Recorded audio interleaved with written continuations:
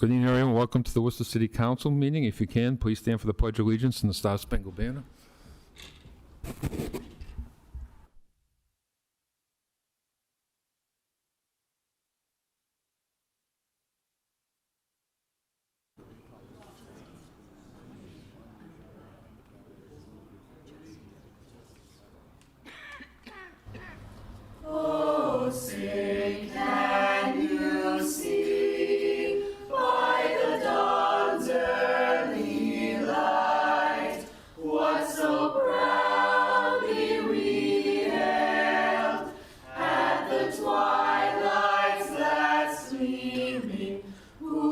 Stripes and bright stars through the perilous fight. O'er the ramparts we watched were so gallantly streaming, and the rocket's red glare, the bombs bursting in air, gave proof through the night that our flag was still there. Oh, say does that star-spangled banner yet wave o'er the land of the free and the home of the brave.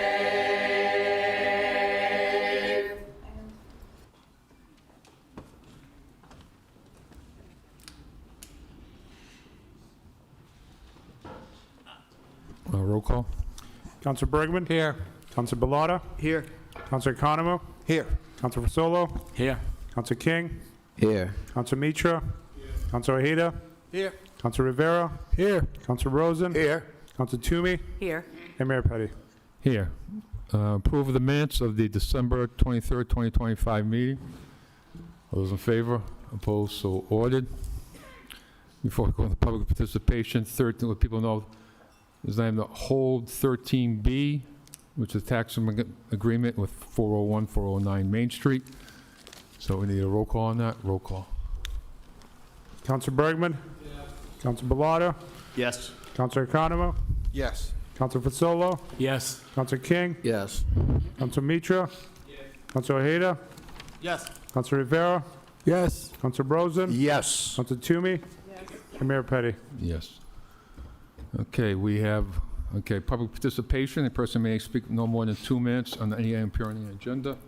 Mr. Mr. Mayor, Clerk. Rule 39, items of public interest. At every meeting of the City Council, under public participation portion of the agenda, the chair shall recognize any person seeking such recognition for the purpose of addressing the City Council on any eligible item on the agenda for the meeting, both in person and remotely. Any person who wishes to speak on more than one agenda item shall combine their testimony on all items to one appearance at the microphone. The time of speaking shall not exceed 2 minutes for one speaker and 30 minutes for all speakers. Rule 40, petitions. On the first occasion any petition appears on the City Council agenda, the primary petitioner shall address the City Council for no more than 3 minutes on the subject of their petition. Thank you. Okay. Just your name and city of residence and item number? Fred Nathan Worcester. My first item is 8J. The item about pedestrian crosswalk and signage at the intersections of Colburn and Bigelow Parkway. Do you need to take a moment?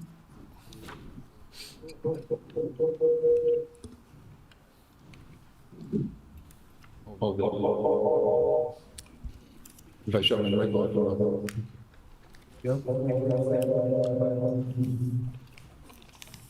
They had it a couple of weeks ago at a subcommittee. One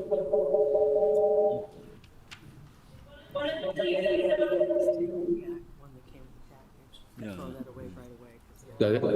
Nope. Just on.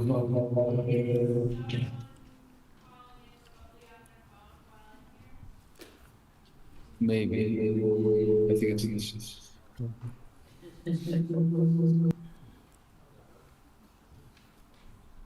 Wait 10 seconds. before- We wasted a couple of seconds. Could you bring Yeah, it back? I'll wait 15 seconds before we turn the clock back on. So anyhow, going back to what I was saying, I actually brought something similar to this up 6 months ago, and I don't think it went anywhere.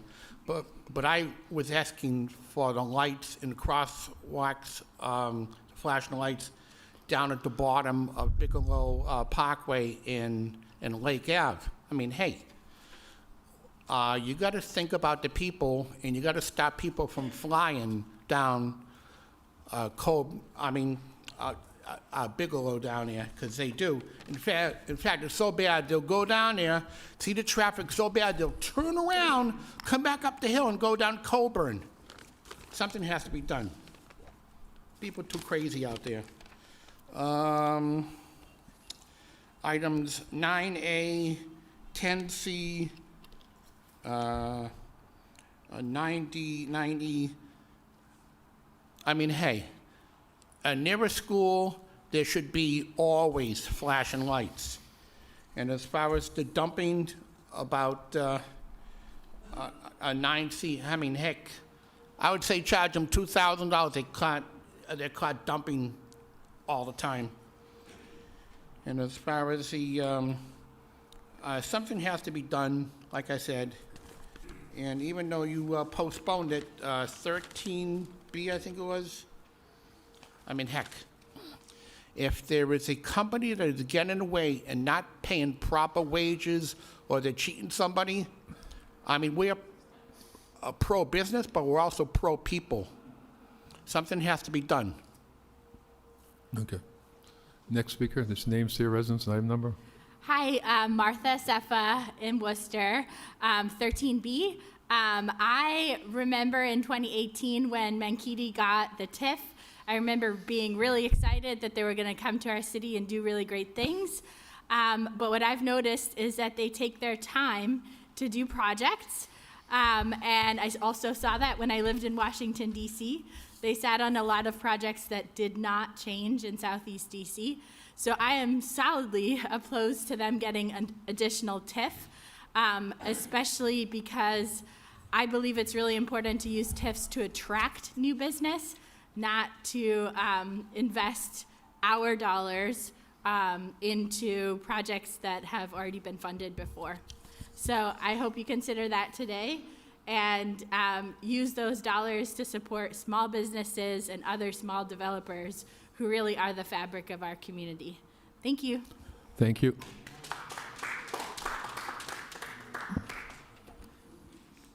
Excuse me, Idella Hazard, City of Worcester.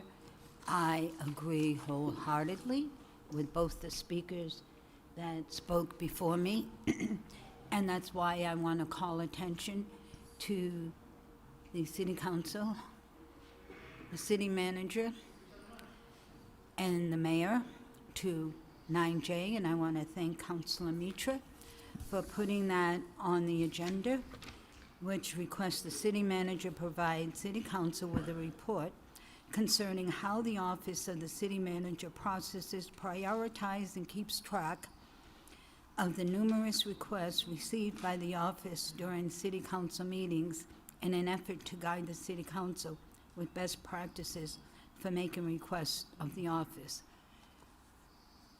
I often wondered about that, whether or not we were wasting our time standing before you, making these requests, giving our opinions, and taking our time out of our evening to come and speak before you.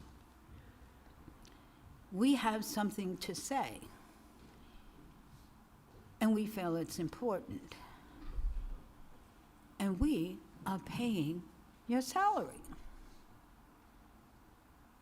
We voted each and every one of you in, except for the city manager, who was appointed. So what we have to say, not only do we feel is important, but it's very much important. Whether or not you vote to agree with us or you vote to file it. So there should be a report at some point, how you prioritize and process what the public has to say. Thank you. Thank you. Idella for president. Sue Mailman, Worcester, and school committee member. I've talked with council many times over the years about the responsible development issues and want to make some brief points. We as a district and a city invest millions of dollars in vocational programs. The Chamber of Commerce, both when I was chair of the board and when Councilor Mitra was chair of the board, recognized workforce development as a #1 issue. There is no greater way to impact demand than impact our policies that surround development. That's why I remain a staunch supporter of apprenticeship requirements across all trades and all public construction, not just in the aggregate per project, local hiring goals, because these programs support jobs with living wages so that our residents can work and live in Worcester. One way to solve the issue is to hire signatory contractors for all public construction. Many more tradespeople become certified journeymen and women through signatory programs. Responsible development is workforce development. Why are we rushing? Let's wait for the report from the city manager and do the responsible thing as a council. Many of you signed a responsible development pledge. This is a time when that signature is supposed to mean something. In these times, in these very divisive days, when some of you participated in Martin Luther King programs this past weekend, you listened to Fred Taylor and others say that we have to show people that we stand with them. We're willing to take stands that protect them, including on worker rights issues, and also giving people the accountability they've asked for with a civilian review board. Deny the TIF for Menkidi Group. Also, please uphold the work of the Board of Health and maintain policy around limiting the sale of tobacco projects. Thank you.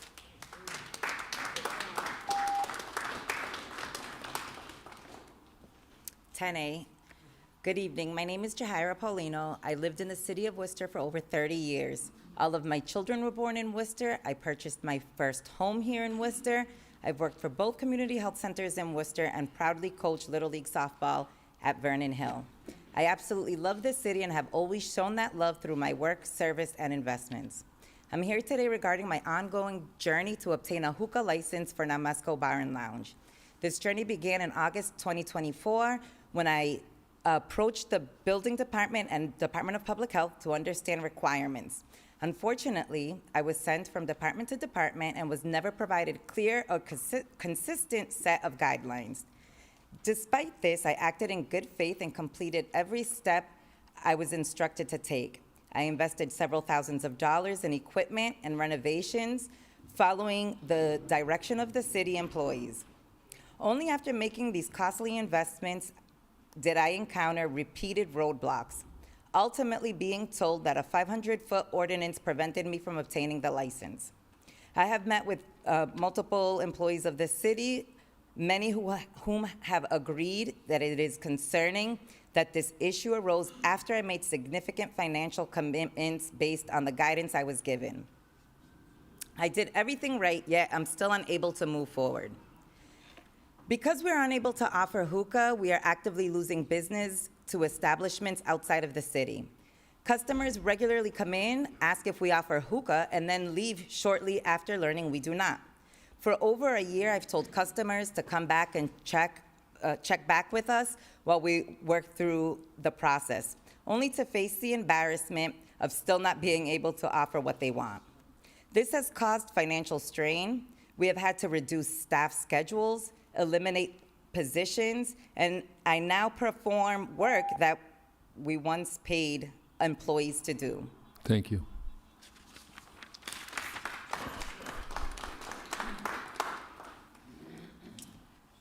Good evening. Thank you for allowing me to speak. My name is Lynette Wanchohi, and I've been an employee at Namasco for almost 3 years. I'm here tonight speaking as an employee who's someone whose livelihood depends on this place. This job is important to me because I rely on the income, like many of my coworkers. This is how I pay my bills and stay financially stable. Some members of our staff are parents and are supporting families as well. Decisions made about this business directly affect real people. Nemesco also plays a significant cultural role. It is the only African-owned restaurant and lounge in Worcester, and that matters. It's a space where people from different backgrounds come together and feel represented and enjoy each other's company. For many in our community, gathering in this way is part of our culture, and it's about connection, conversation, and togetherness. For our patrons, hookah is social and shared. It encourages people to sit and talk and engage with one another, and it's something our community generally enjoys. From an economic standpoint, Nemesco supports more than just the people on payroll. It provides jobs, supports the local DJs, security, vendors, and brings consistent activity into the city. When offerings are limited, the decline is real. Employees feel it immediately through reduced hours and less stability. I've invested nearly 3 years of my life here, emotionally and professionally. I care deeply about this place, the people I work with, and the community it serves. We would be more than happy to comply with all rules and health regulations and to make sure everyone who comes to Nemesco is safe and having a good time. All we are asking for is the opportunity to continue operating responsibly, to grow the city's economy, and to keep serving our community. Thank you for your time and consideration. Thank you.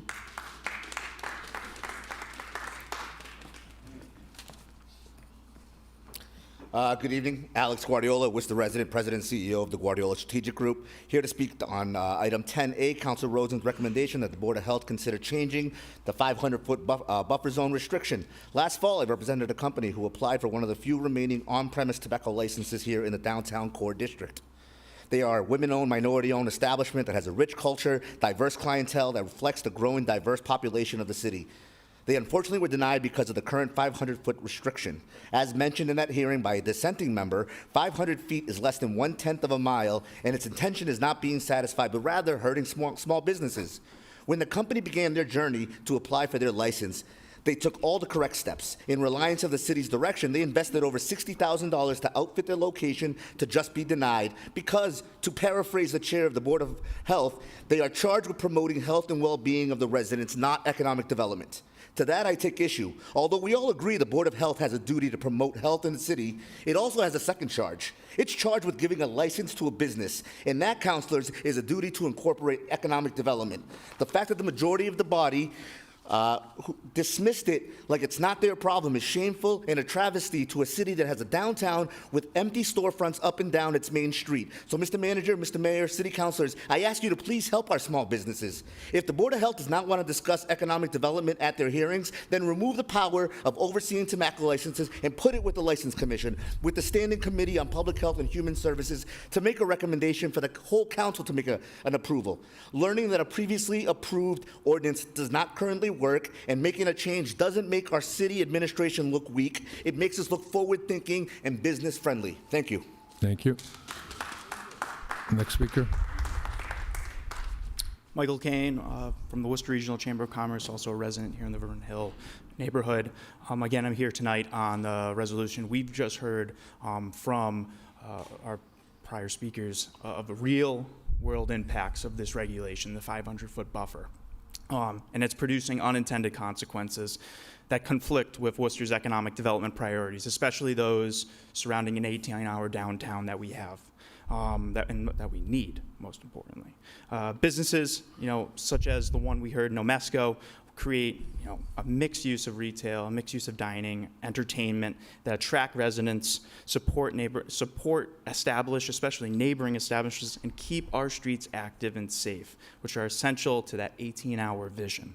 However, when we have a long-standing operator such as Nemesco wanting to go in front of the board, and because there's licenses available, there's an inflexible geographic rule with this 500-foot rule, and what it's going to do, it's going to cause vacant storefronts, it's going to lose jobs. We already heard when I spoke at the Board of Health meeting, 18 jobs that was at this business, and unfortunately, they need to continue those 18 jobs, but this rule is not allowing that. So I implore the City Council here to look at this rule and report on it, and somehow we can change it going forward. Thank you. Thank you.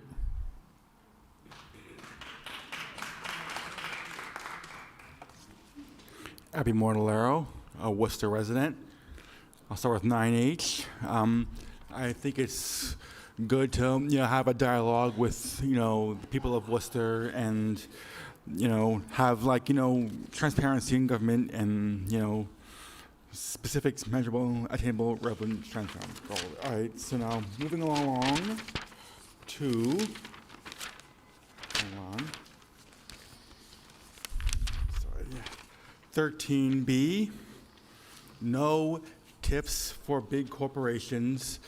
People first, profit second. People over profit. Okay. 14F, I think an Office of Housing Stability is important, to keep people, in their homes, preventing, homelessness. I think that is important. So we should have an Office of Housing Stability, yes. And 14I, the DOJ report, I think it's important accountability in government on all levels, and to have a civilian review board and to drop the charges on Ashley Spring and Ethel Ajid. They were doing good. They're good people, doing good, and we need rule of law. We need to hold ICE accountable, and that's what they were doing. So yes, the Civilian Review Board, and putting the people first. Putting people of Worcester first. Okay, thank you. Thank you.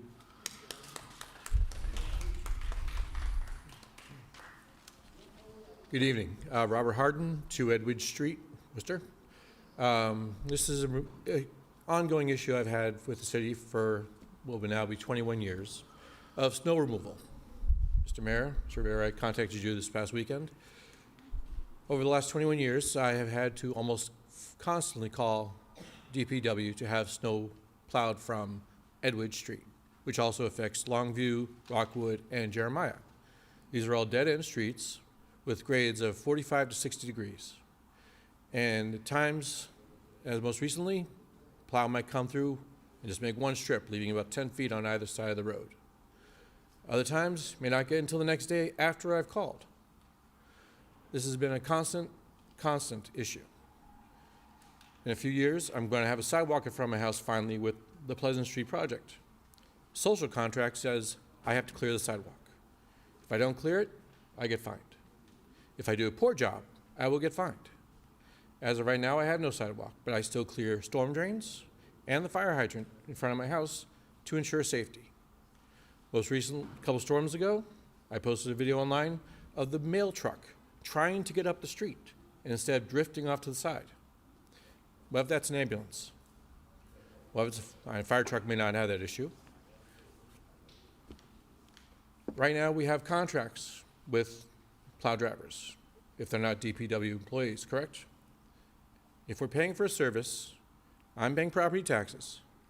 I should not have to come here again or call again to have my street cleared, to be concerned about sliding into Pleasant Street, which always looks fantastic, by the way. So if I happen to slide into Pleasant Street because my street's not being cleared, is that my fault, the city's, or the plow drivers? Please pay attention to this issue. I would like to stop calling. Thank you. Thank you.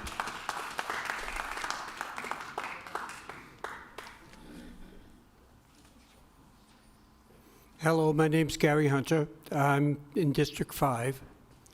And first thing I want to do is go along with what Sue said, and with 13B, I know it's on hold, and I think we should stick up for our workers, and we should stick up with the Carpenters Union, and don't pass that resolution, please. I won't go on and on about it, but I think that's only fair. Fair market, get people jobs. What I want to talk about is 9J, about getting the set up so that when they ask for reports for them to come back. And I'm looking at this agenda. This agenda is nothing on this agenda that's that important. then compared to our world falling apart. All politics are local. Right now, we're talking about fire hydrants and not people. What happened on Minneapolis could have happened at Eureka Street, except some of the brave people that stood between the police and the young woman. We need a civilian review board that may help that situation. And we have not heard the final stuff for the DOJ. I see you every week. If you notice, I usually say something and I stay till the end of the meeting and I listen to everybody. What you actually pass. Everything is sent to committee. I, as a civilian, never hear back what happened in the committee. Sent to the administration. I, as a civilian, not hear back what happens with the reports. I would like a more open discussion and talk about the real issues of how homelessness. Please, DOJ report. Please consider opening your meetings. Thank you. And talk about real subjects. You have thank a lot of people, 200,000 people in this Thank city you. that's counting on you, Thank you. Our next speaker, please. and Thank you. nothing's getting passed.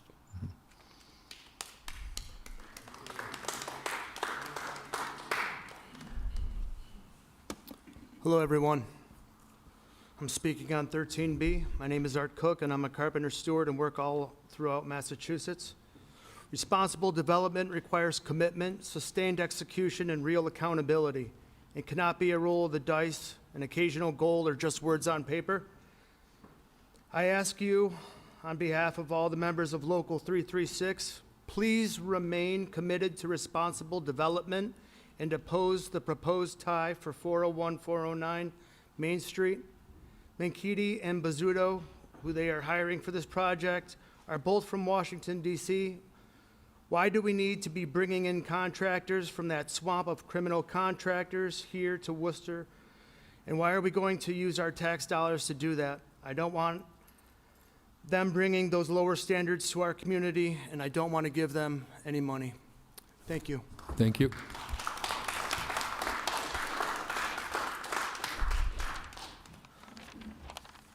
Get your name and city residence. Nathan Kufal, Millbury. But then, yeah, there you go. Speaking on 13B, I'm a union carpenter apprentice. I started very recently, but I wanted to talk about, I don't believe that we have to give McKinney this TIF.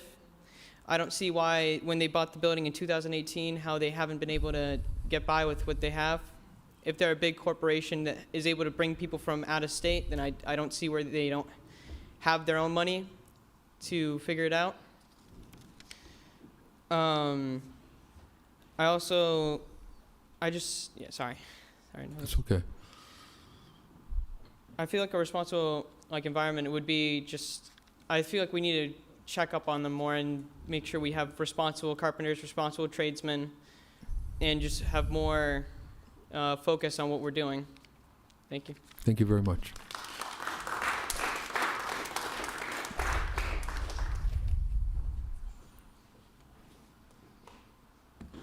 Good evening. My name is Patrick Kelly, 32-year resident of Worcester, Mass., Worcester native.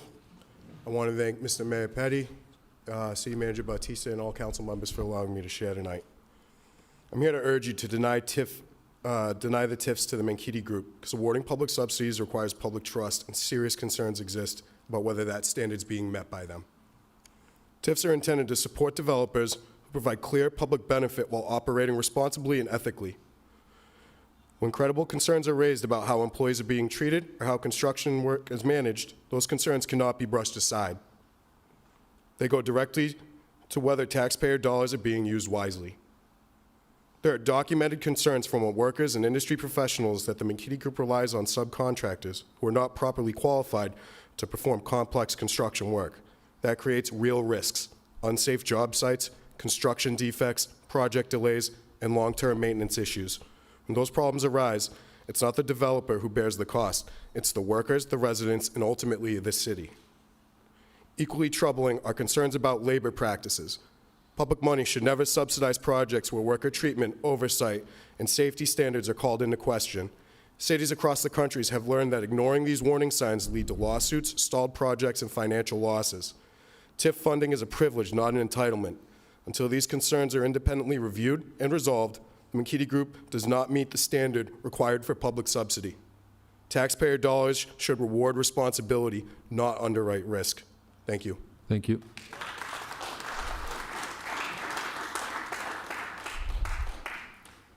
Hello, my name is Joe Del Gizzi. I am a resident of Worcester, District 5, have been for a couple decades now, and I'm speaking on 13B. I really want to say immediately, thank you for putting that on hold. I think this shows the council, this council is dedicated to responsible development and takes the serious, our concerns seriously, and the concerns of the citizens of Worcester. I just want to remind the council, if you don't mind, just saying that the Mankeating Group themselves and Bozzuto, who's down the street, have had a history of violating the public trust. They asked for a TIF. They brought on a contractor who was a contractor who should not have been on that job. If you look at the Washington, D.C. Lawyers Guild, they put out a public document a couple years ago on wage theft. Bozzuto and Mankeating feature prominently in that document. I urge you to look it up, Google it. These are two contractors, or a developer and a contractor from Washington, D.C., who come from an environment of using this as a business practice to cheat workers, to create a system in which money goes up rather than out. I know they say differently in their public promotions and their propaganda. We all have propaganda. Obviously, we talk the best of what we do. We forget about the worst of what we do. And I think this contractor and this developer, we should hold them account, not just tonight, but going forward. I do thank you all for holding this item, and I wish you all a great night. Thank you.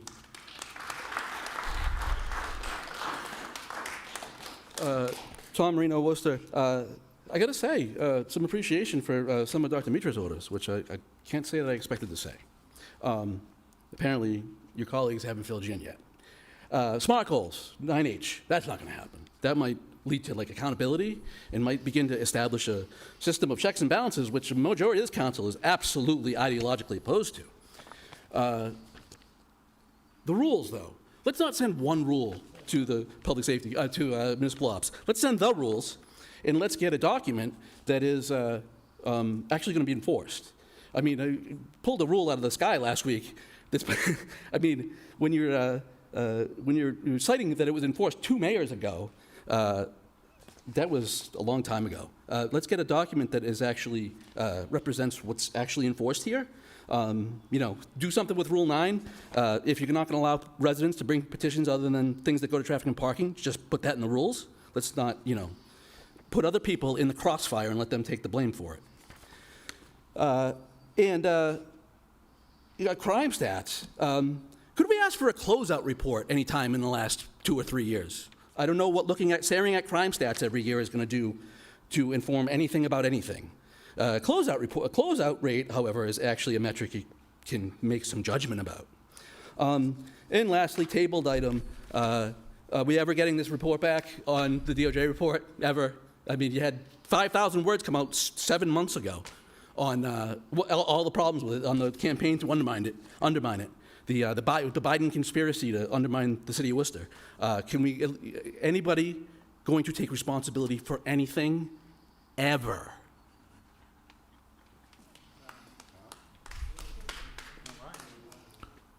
Good evening. My name is Frank Gomez. I'm a business rep for the Carpenters Union. I want to say thank you to the mayor, city manager, and the councilors for holding item 13B. Let this be an example, not only for this TIF, but many others coming up in front of the city. And thank you for holding the item to all the issues that are being raised tonight are being solved and answered. Thank you. Thank you. Mm-hmm. John Keogh, District 4. I want to talk about 13B and 9O together. I think what you're seeing tonight, Mr. Chairman, is something that you mentioned during the campaign this year, which is that there's a different Worcester that you don't seem to understand about, where we talk about it all the time up at this podium, where it seems like there are a lot of secret deals, backroom conversations, when all we're asking for isn't that you vote differently. It's just that you talk about it openly instead of not telling us what's going on, because we do know what's going on. Councilor Rosen in 9-0 asked about enforcing this sign ordinance thing. The problem with that is that we just listened to the whole last session, complaints about not having enough inspectors.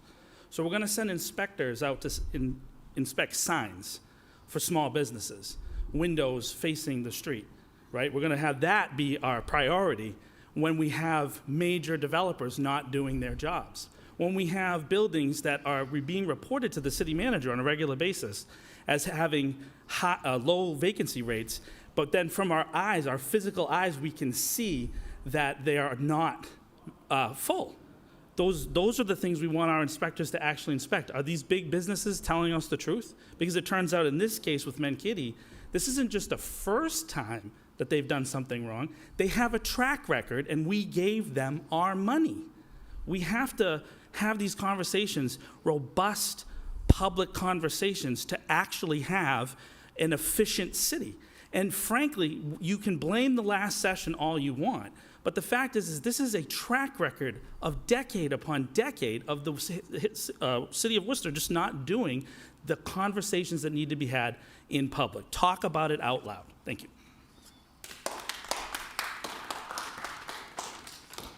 I'm here to talk about a few different things on the agenda. Similar, I agree with everything Sue Mailman had said.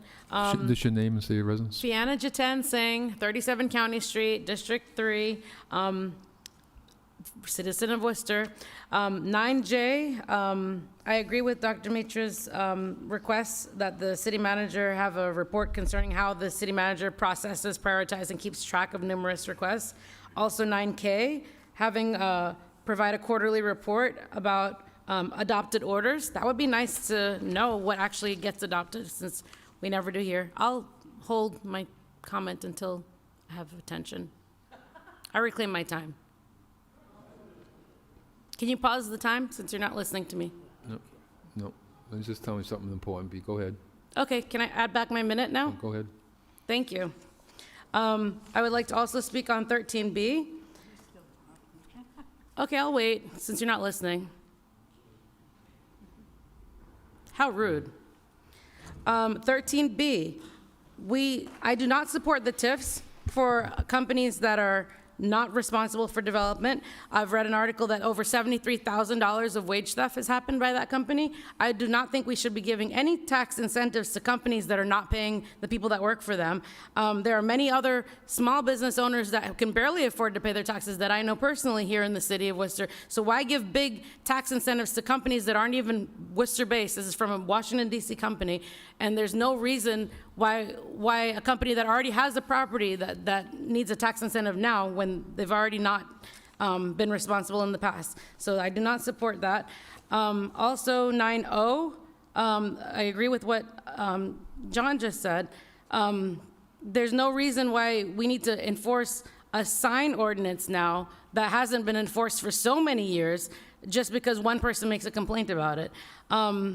Also 9P, I agree with the senior work-off abatement program being able to be continued. I have many neighbors that are senior citizens. They're already volunteering in places, but they're not getting this tax incentive or the reduction of their taxes. So that would be something that we should expand and look into more. Also, I think it got not put on the agenda, but we definitely need to have a civilian review board. You guys have already had your equity audit. The DOJ report has come out. The Research Bureau has already had their report, and you guys still haven't even put it on the agenda. Like, you guys need to be held accountable. Thank you. Thank you.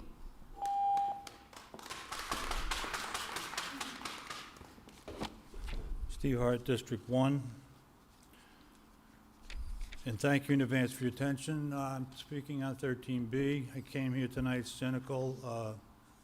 I was hoping you'd get around to the yes vote, which was a certainty on the morning of November 5th of last year. through the powerful influence of the Chamber of Commerce in the city. Folks are just fed up with what's going on with this issue. I looked into Mankiti Group. I appreciate the clerks submitting a lot of the backup documentation for this project.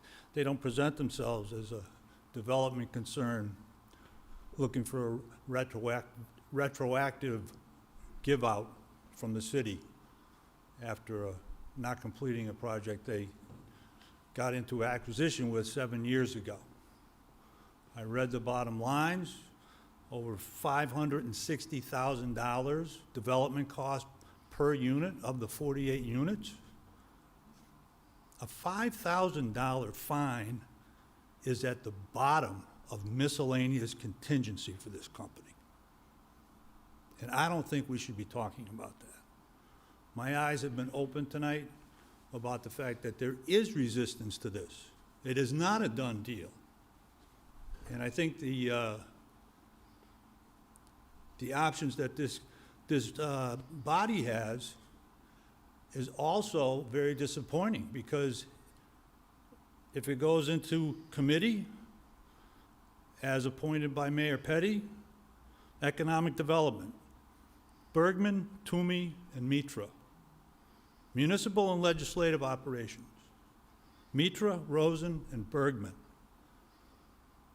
The Chamber of Commerce has a grip on this city, and I think it will be a powerful statement to say no Thank you. to the Appreciate Mankini it. Group.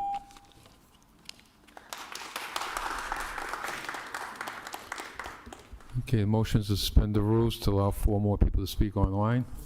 No. I didn't do this last week because it was the first meeting after a long pause, but if you have 4 people on hold and would allow 2 minutes each, respectfully, we should extend for 15 minutes, not 30. I won't support 30. That's way We'll too long. start with 15 then, I'm fine. Okay, all those in favor, opposed, so Favor ordered. of what, Mr. Chairman? What's that? 30, you said a favor of He what? asked for minutes to 15. Did I say 30? I just said suspend the rules, but, I thought it was just suspend the rules. yeah. So, my motion is to suspend the rules, but I'll withdraw it. You want to do 15? It's going to be 15 anyways, it doesn't matter, so. All those in favor? Okay, we got 4 people. Let's get to them, okay?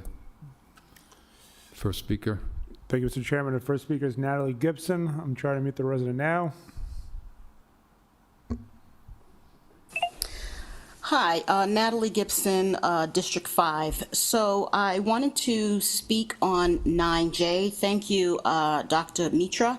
I actually want to point out through the chair that I have actually sent this same request to City Council back in September of '24. It went to MLO, and I heard nothing since. Many orders, as people have said, as is mine, have gone to the city manager. We have never heard anything about them, and that was what I wanted to know back then, was what's happening with our orders once they get to him. 9M, that's Councilor Toomey.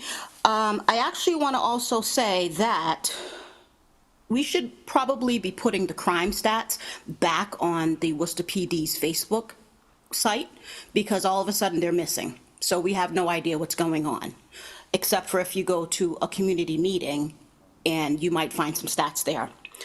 To the gentleman that was talking about the snow removal for years, same problem. I've been having the same issue. I also had put that in a petition. It went to the city manager. Notoriously, January 22nd of '25. So nothing ever came back to me. I never was told what their plans were. And it's quite frankly disingenuous of this city to have us taxpayers paying so much taxes for so many different things, and we don't even have safe streets for cars or pedestrians. Thank you. The next speaker. Thank you, Mr. Mayor. Next speaker is Eric Stratton. Please state your name and city of residence and the item you're calling on. Yes, Eric Stratton, City of Worcester. I'm calling on a number of them. For 9J, yes, I'd like to see us get some actual accountability with regards to these reports. And frankly, that includes some urgency in terms of timeline. It is not a reasonable expectation that these items get sent to the city manager's office or to other offices within the city, and they linger there and perish, or we never hear back. This is something that, frankly, I would love to see the city taking the initiative on to become more transparent and make it clear where things are. We should not have to continue to come back to this body to get updates. To me, that is simply unacceptable. If I did that at my work, I would be let go for not performing properly. Regarding 10A, I'm sympathetic to this business and the workers who are there. However, I would not support this. The idea behind this 500-foot distance is simply to avoid proliferation of smoke shops in single locations. This happens around the country in lower economic areas where you see proliferation of smoke shops. So I actually support this ordinance as it is currently written. It seems to me that there could have been more homework done with regards to other people who held licenses prior to the business selecting that location.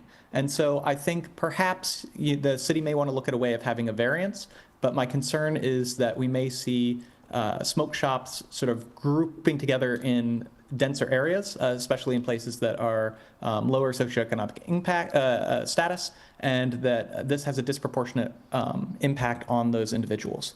Last item that I would have that I'd like to mention is 13B. As others have said, no to this TIF. This is a group that clearly is a bad actor. While we support economic development and other groups like the Chamber of Commerce want to see business happening here, this is not how it gets done. This instead is a real mismanagement of city funds. Thank you. Thank you.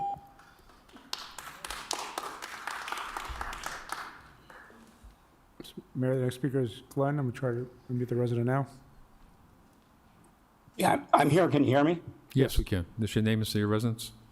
Glenn Pape, City of Worcester. It's a yes on 9H, 9J, and on 13B. On 13B, Mercedes has paid the fine required under the Responsible Development Ordinance.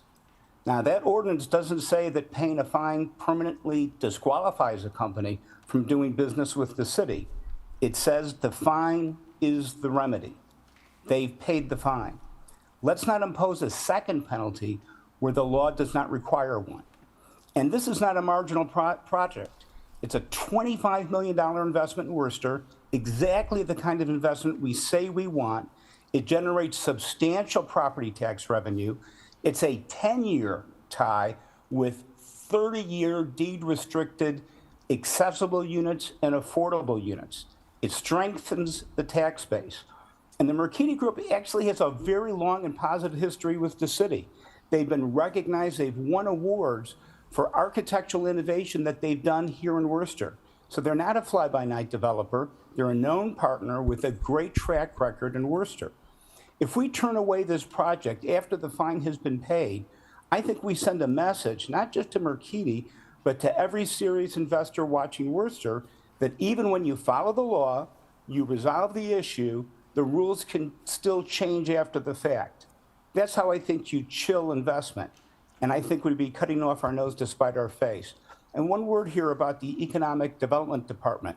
They don't bring projects to the council casually. They exercise due diligence, they vet, they select carefully, and when they come to you with a recommendation like this, it reflects a real considered professional judgment, and I think we should respect that work. On Dr. Mitri's motions, I said yes on 9H and 9J. On 9H, Okay. I just want to say I strongly support his call for SMART goals. His time is up. Thank you. Okay, thank you. The last Mayor, speaker. the last speaker is Keith Leahers. I'm trying to unmute the resident now. Hey everyone, Keith Linares, 1 Germain Street, District 1. I urge City Council to oppose giving the Mankato Group any additional TIF tie breaks, period. Worcester residents need to be aware that City Council and City Hall is not encouraging responsible development in general.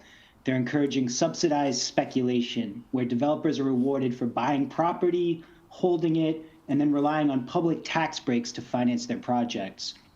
In November 2023, this council passed the Responsible Development Ordinance to ensure Worcester residents get something back for these tax breaks that we subsidize. The ordinance requires developers receiving tax breaks to follow labor laws, pay fair prevailing wages, prevent wage theft, and hire local workers for their projects. Developers like Mankaty can receive hundreds of thousands of dollars, even millions in tax incentives on individual projects from both the city and the state. In at least one instance, Mankaty was found out of compliance with the ordinance after using a subcontractor cited by the Attorney General for serious wage violations totaling more than $73,000 in unpaid wages. The response is a trivial fine of $5,000 compared to potentially millions in incentives from city and state taxpayers. The economic decision-making is clear. It's cheaper for Mankaty to violate the ordinance and be fined than it is to follow it. For the Responsible Development Ordinance to be taken seriously, our city leadership needs to show some backbone and say enough is enough when developers break the rules. Mayor Petty, Kate Toomey, Gary Rosen, Christian King, Rob Bellata, you all signed the Responsible Development Pledge last year, so I expect you all to honor it and stop the Mankaty Group from continuing to take advantage of Worcester taxpayers. I urge you, please stop using my money and the money of my fellow taxpayers to subsidize companies that do not respect our ordinances or the people that work here. Thank you. Thank you. Okay. We are in hearings and orders. The motion is to open the hearing. Those in favor, opposed, so ordered. The hearing is regard to condo location on Channing Street and for National Grid. Anybody opposed? Seeing nobody opposed, the motion is to close the hearing, and the motion is to adopt. All those in favor, opposed, so ordered. Petitions? I don't see anybody here for a petition. So petitions 8A to 8G, we're going to refer to Public Works. All those in favor, opposed, so ordered. 8H to 8R, we're going to refer to Traffic and Parking. All those in favor, opposed, so ordered. We have the orders. Council Fazolo. Mr. Chairman, I'd ask that we take number 13A out of order, please. Those in favor, opposed, so ordered. 13A, city manager recommend adoption of the proposed order to establish no parking anytime zone on the portion of the Grafton Street on a 90-day trial basis, and the ordinance to permanently establish no parking anytime on portions of both sides of the Grafton Street. Councilor? Mr. Chairman, thank you. Through you to my colleagues and the general public, I commend the city manager for bringing this item forward. You have to actually see this in person, this traffic nightmare in person, to see how serious the situation is on Grafton Street. This is one issue that I actually got into the District 3 race once the seat was vacated. I decided to run for the District 3 seat, mainly because of issues like this. Mr. Chairman, when school is let out at 2 o'clock, you'll see a line of traffic from Roosevelt School's entrance as far back as, some days, the Burger King, which is at the intersection of Jennings Street and Grafton Street. I'm not being overly dramatic when I tell you there is no bigger public safety issue in this city than from 1:30 to 2:15 on Grafton Street than anywhere else in the city. That is the #1 public safety issue on school days, when school is in session. You have to see it to believe it. Now, up on the screen, I'd ask my colleagues to look. You'll see a picture that was taken today. And that's a picture that is every day at Grafton Street near Roosevelt. You'll see many violations right there in that picture. 1, parked by a fire hydrant. 2, parked right at the curb cut. State law, general law is 5 feet from a curb cut. Every curb cut, other than Batteries Unlimited, where the owner justifiably puts cones out to allow people to, customers to come in and out of his business without such a tough situation of being able to see oncoming traffic. So every business that comes from Roosevelt School to Dalton Street, the cars are parked right at the curb cut. People that are exiting those businesses cannot see the oncoming traffic. We have had several accidents over the years because of this. The accidents have raised from fender benders to total losses. In one instance, a gentleman was coming out of Dunkin' Donuts. The car that was at the curb cut gave him the wave to come on and come through. He did, and what happened was a car on the who was coming south on Grafton Street, 122, on the opposite lane, in the opposite lane, because those cars are blocking traffic and the road of traffic coming down south from Grafton Street toward Roosevelt.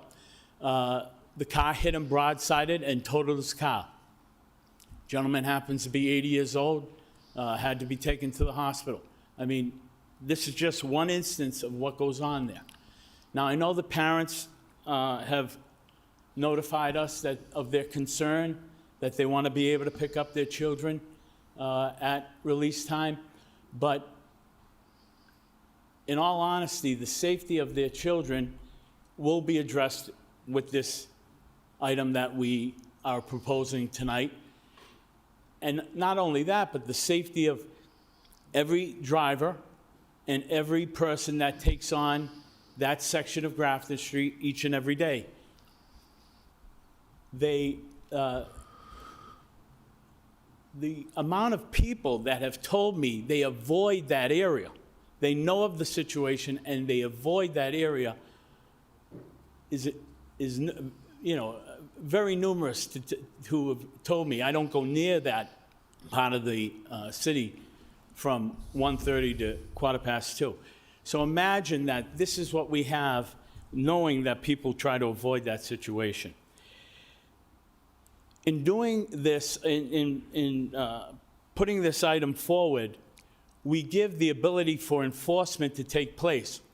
Right now, general law is, I'm told, on a state route, you can pull over, but you cannot park. There are people that park at Roosevelt School as early as 12, 12:15, 12:30. They now leave their cars there and get picked up and come back around release time just to have their car up close so they can pick up their child You're in your second release 5 time. minutes, too. Okay. Let me just close by You saying, get 5 more minutes. I appreciate that. 5 more minutes right now? Yeah, but you Okay. can't go a second time. Okay, thank you. Getting back to my point, there are people there at 12:30 and 1 o'clock and 1:30 for a release time at 2. And they're parked right up at the curb cuts. They park all the way back to an intersection of Dalton Street and Grafton Street and the entrance to Stop and Shop Plaza. From Starbucks Coffee back to Dalton Street, there's the length of 2 cars. When people park there, they are taking up the full width of the road. And people who have to come around and avoid their cars are on the other side of traffic. We are forcing people to drive on the wrong side of the road. And that is where all the safety issues come into play. There are many accidents, there are many near misses, and now people are even parking on Dalton Street, and as the light turns green, they get into that line of traffic to go pick up their child, while there are a number of cars that have already been parked for several minutes, as far back as I said, Burger King, and people have actually got out of the car and started arguments and almost blows. This happens very, very frequently. So, Mr. Chairman, I would ask my colleagues here tonight to give us the vote to put up the temporary no parking signs. The city manager and the police chief have promised and have committed to enforcement being there, because that's what it's going to take. Right now, we've talked to the principal of the school, and in all honesty, she says it's not my job to go out there and ask people to come up and park in the, it's another thing I'd like to bring up. The city council last session voted over $1 million to add 30-plus parking spots to alleviate this problem, and nobody is going up there and taking advantage of that parking. The principal, in all due respect, we asked her if she could speak to the parents, and she came back to say it's not her job. And in all honesty, it's not. So that's why we need police presence, and we need that enforcement there. People are going to be asked to move up and go park in those spots that we created for this situation. If they don't, then obviously they're going to have to feel the effect of a ticket. I remember last week one parent saying that, what are you going to do with the 40 to 50 cars? So they admit that there's that kind of number of cars that are waiting for their child to go and pick up their child on school property. So if we take 30 of those cars off the street and put them in those parking spots, that again, I commend the previous city council and the manager for coming up with those, the funding for those spots, that would go a long way. Again, I'll ask my colleagues to support this temporary enforcement and for 90 days, and let's see what happens. I hope, and I am pretty confident that it'll have a dramatic effect. Thank you, Mr. Chairman. Thank you. Council King? Council King? Thank you, Mr. Chairman. I want to begin by thanking the Councilor Frizzolo for this item. Certainly, there's been a number of attempts to remedy this matter, from the city manager to the mayor, Councilor Toomey, former Councilor Russell, and to take this initiative to push things forward, is a good thing. I have some questions on its face. I'm not sure about this. I think that I could be moved, but I stand initially in opposition to this. I have some questions to the administration. And first and foremost, I'm not looking to ticket parents. The term enforcement's been used a couple of times. I'm not opposed to getting to that, but I stand before you, Mr. Chairman, as the father of Worcester Public School student. And I know I'm also a DCF social worker. I actually went out to Roosevelt this morning around 7:30 or so, I think, or 7:15, can't remember. They get there pretty early. And I know it's always a race. It's a race if you're picking up kids from after-school programs at the Greendale Y. It's a race at Roosevelt School, Vernon Hill, Flag Street, you name it. And, I've called in the past for safety audits on those schools, which haven't come back. I'll reiterate at some point, maybe next meeting, we'll pull that back out. But there certainly needs to be a plan in coordination with Worcester Police. My question to the chair is this. What gives me pause on this is the establishment of no parking anytime on both portions. I spoke briefly to the counselor, and what he was saying does make sense to me. But I just want some clarification on this particular item, the way I read it, is that this is recommending both an adoption of an order to establish a parking anytime zone on a 90-day trial basis and an ordinance to permanently establish the no parking anytime zone. So my first question is if you could speak to the both sides of the street through the administration, what that might look like, what the purpose is, what's the benefits. Commissioner? And then secondly, Mr. Chairman, the second portion of that would be, as a point of order, would it make sense to bifurcate it and separate out into two different orders through the chair? Thank you. Commissioner? Thank you. Through the chair. So there are, as was noted by the councilor, there are two aspects to this proposal. One is a 90-day trial, which could go into effect with an affirmative vote by the council essentially immediately.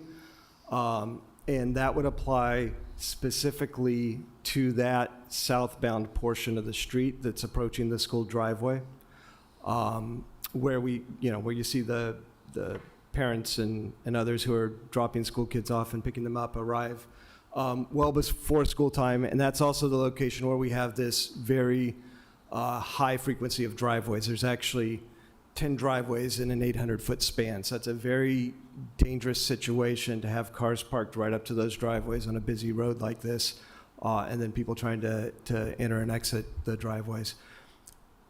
In addition, the second aspect is a proposed ordinance to make that permanent. There are portions on both sides of the road that are not suitable for parking.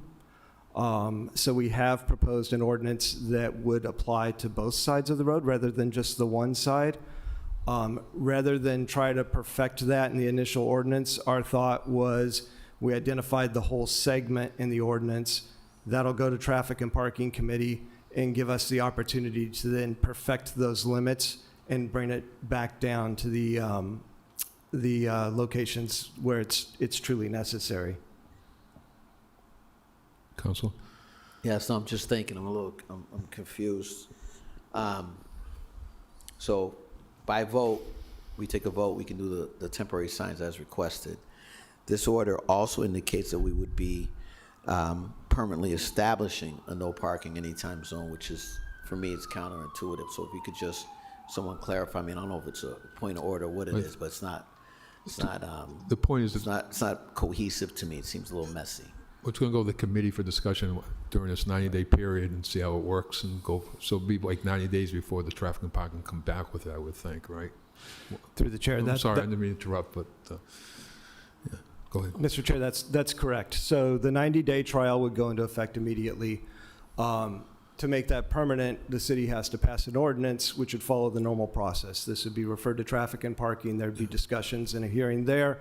Then it would have to come back to the city council for a vote on the actual ordinance itself to make it permanent. Okay. Again, that's not how this reads. And so what I would request as an amendment is that we bifurcate this and that this particular order is separated out, that we have an order adopting a 90-day trial, no parking anytime on Grafton Street, and then a separate order to consider the establishment of a permanent no parking anytime on both portions, Mr. Chairman. The way this is written, it indicates that we would be approving both with this vote. That's how it reads. That'd be my recommendation, Mr. Chairman. You know, a lot of our parents, guardians, friends, folks that are trying to figure out with the lack of opportunities after school and what have you in Worcester Public Schools, these folks are zipping in and out at 25 miles per hour, zipping in and out. Picking up their kids and trying to get to work, trying to get their kid to a relative, to a friend, to someone to care for their kids until they're out of work. And I was able, I've been down there before, as has Councilor Toomey and others, to kind of take a look at this. And, when I went this morning, it seemed a little bit improved. I went on both sides, on the Grafton Street side and the other side, Massasoit. No, it's not Massasoit, but on the other side. And, you know, it seems like there's a little bit of flow, but the counselor's right. It's not used like it could be, but at the same time, it wasn't as backed up. But when school's letting out, I think there's a different type of flow as well, because folks are trying to get back to work after leaving work versus leaving home and what have you. So, you know, as a parent, I would hate there to be any sort of replication of this at our other schools without the proper piloting, without any sort of misunderstanding by the public based on how this reads, Mr. Chairman. So that would be my amendment. Thank you. Okay, thank you. Councilor Toomey? Thank you, Mr. Chair. I rise, as this is certainly has been talked about on this council floor for several years. I'm a former Roosevelt parent myself. I understand what it's like, but when my kids were there, it was a small neighborhood school. It was not a huge 600-student school building, bringing in the number of vehicles that it does every day with parents dropping off. And so certainly it does make a huge impact on the community and safety for children. The one question I have, and I was going to, through you, Mr. Chair, I was going to rise to also make comment that Councilor King did regarding it's was confusing and it needed to be separated. But I also am just curious about, if we vote this, what is the plan?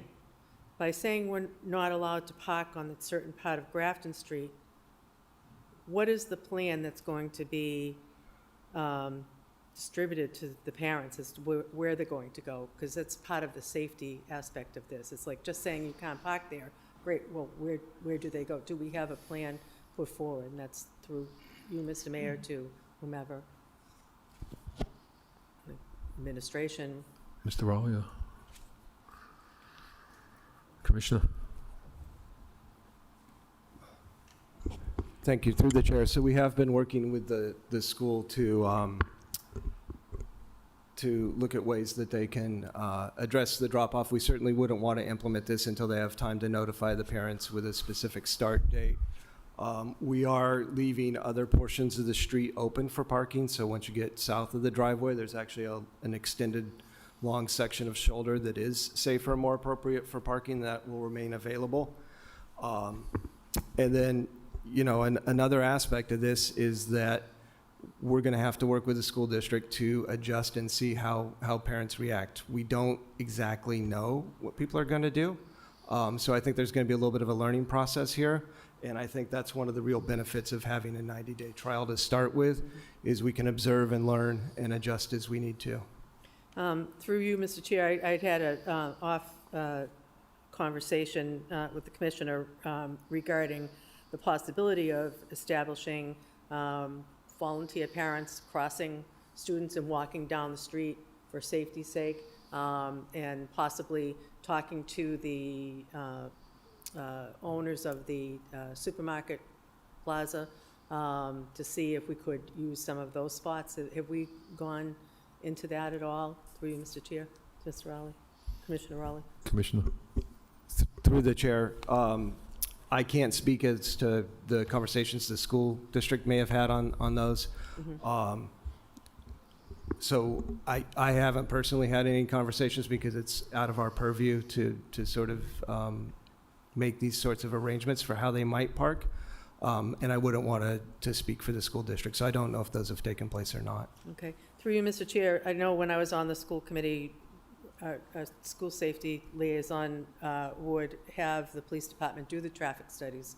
And I mean, this is not an unusual issue. I mean, almost every single school that we have in the city at release time, you know, or going to school has traffic issues. I remember a big to-do about May Street and Nelson Place School and all of those things. So traffic has always been an issue, but they would come up with a plan. I remember being at Wistratz Magnet School, which was also an issue. And so they came up with a plan of how to direct the parents in and out of the parking lot. The teachers were out there, the principal was out there, it was highly enforced. And, you know, so I think there's got to be a little bit more conversation about responsibility, making sure that the students are safe, and collaborating with the police, the traffic and mobility department, and making sure that we're all working together to make this seamless, make it work, because you can't just say we're going to stop the parking without having something cohesive put in place. So I'm all for doing a trial. I'm definitely supporting that. But I'm asking that we have a cohesive plan put together before it starts. Yeah, Thank you. Mr. Manager?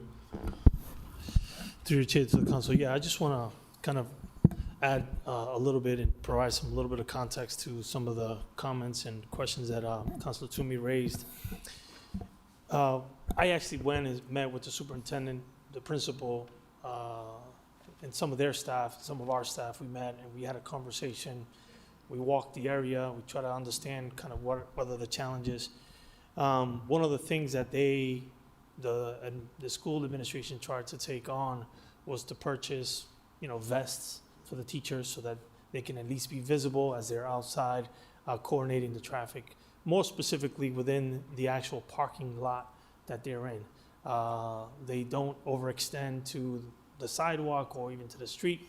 They try to stay on the actual parking lot and coordinate some of the efforts. There is a reality in terms of there are days where there's tens of if not over 30 parking spaces available on the lot, right? And so the purposes of what we try to design was could we shift parking spaces the further back so the teachers can occupy those first, so that it opens up anything in the front end so parents can park in the front, et cetera, and then allow the teachers and administrators to help support and or guide the students to the vehicles as they're going through it, and then provide a better access in and out through the lot. That has been talked about quite a bit. We're trying to kind of reinforce that with the teachers, with the school principal and their staff. Again, they're trying to find ways on their end to manage students coming off, trying to be safe, that kids are not running behind vehicles and as people trying to reverse.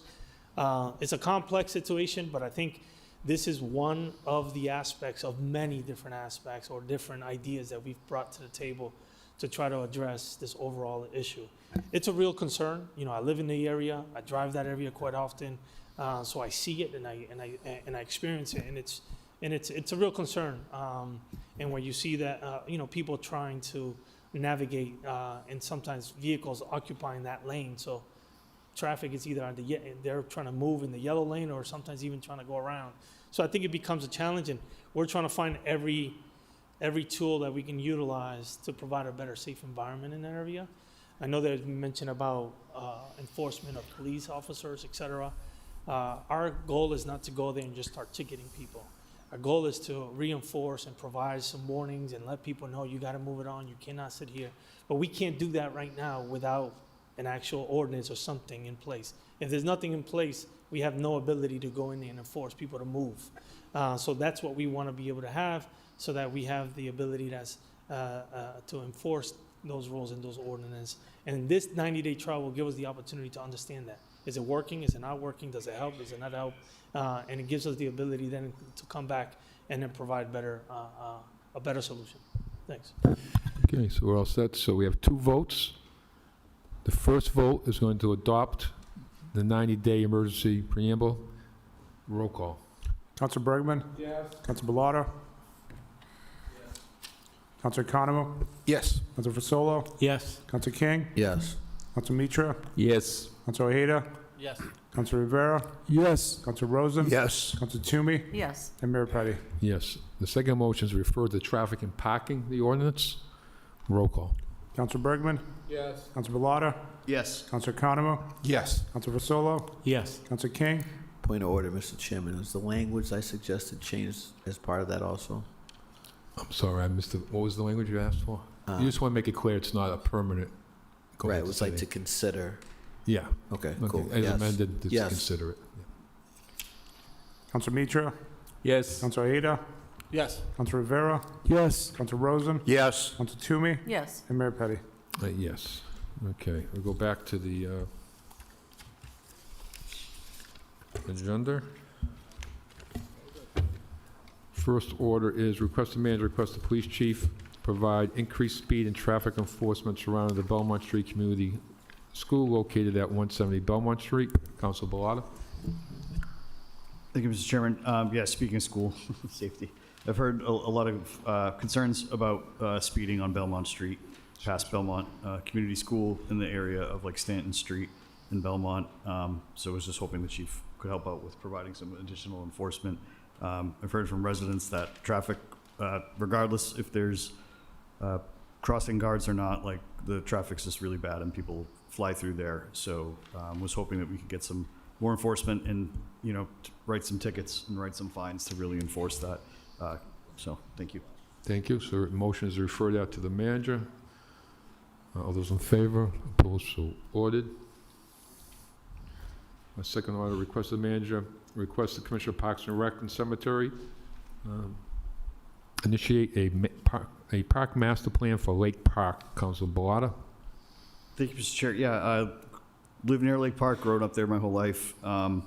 It's a great section of the city, a great park. I know a lot of people might be familiar with it, but think it's a state park, but everything on the east side of, on the west side of Lake Ave is city property. So it'd be great to develop a master plan for that park. A lot of residents use it. There's a lot of great trails there in the woods, and it's really a beloved park by the neighborhood and the city. So I was hoping we could do a master plan because that's really never been done before. And it's a great space that could use some improvements. Okay, so refer that to the manager. Those in favor, opposed, so ordered. Request the manager provide the council with a draft ordinance to increase fees for illegal dumping from $200 to $500 with $1,000 fines for secondary offenses in an effort to deter illegal dumping in the city's neighborhoods. Council Balata. Thank you, Mr. Chairman. Yeah, I know dumping's a consistent issue in the city, not just in my district, but across the city. And, it's an issue for residents. It's a real issue for neighbors. And I was hoping that by increasing the fines, this could just help deter illegal dumping. And I really think we need to do more to try and crack down on it. I know Dan Cahill and Quality of Life team do a lot of work on that. But I think it's just really, really out of control, and not that it reflects anything on the city or our staff, but it just, unfortunately, there's a lot of dumping that's happening on quiet streets and like Harrington Way, Franklin Street, Bigelow Davis Parkway. So I was hoping we could do more just to crack down on that. Okay. Thank you. Thank you. Councilor Bergman, why do you rise? Thank you, Mr. Chairman. I'm either going to ask to amend or oppose. I think the order is well intended. The number of years I've been on this council, I can say one thing that I believe to be true, based on my experience, and that is that the fines for dumping are by and large paid by the landlord, not the tenant. And by and large, the dumping is done by the tenant, not the landlord. So the nature of what this is trying to accomplish in an effort to deter illegal dumping, in my opinion, won't work whether you make the fine go from $200 to $500 or $200 to $1,000 or more, because the landlord under our ordinance is paying for the tenant, it may very well be that the tenant is being asked to leave and they have nowhere to put their items. I'm not necessarily faulting one side or the other. I'm just suggesting the reality, which is this isn't going to motivate anybody to stop the problem. We've talked on this council about having Ballard Street open more regularly to pick up bulk items. We've talked about dropping off tires and mattresses and TVs and other things more readily accessible to households, whether it's the landlord or the tenant, to try to avoid the illegal dumping. That hasn't yet come to fruition.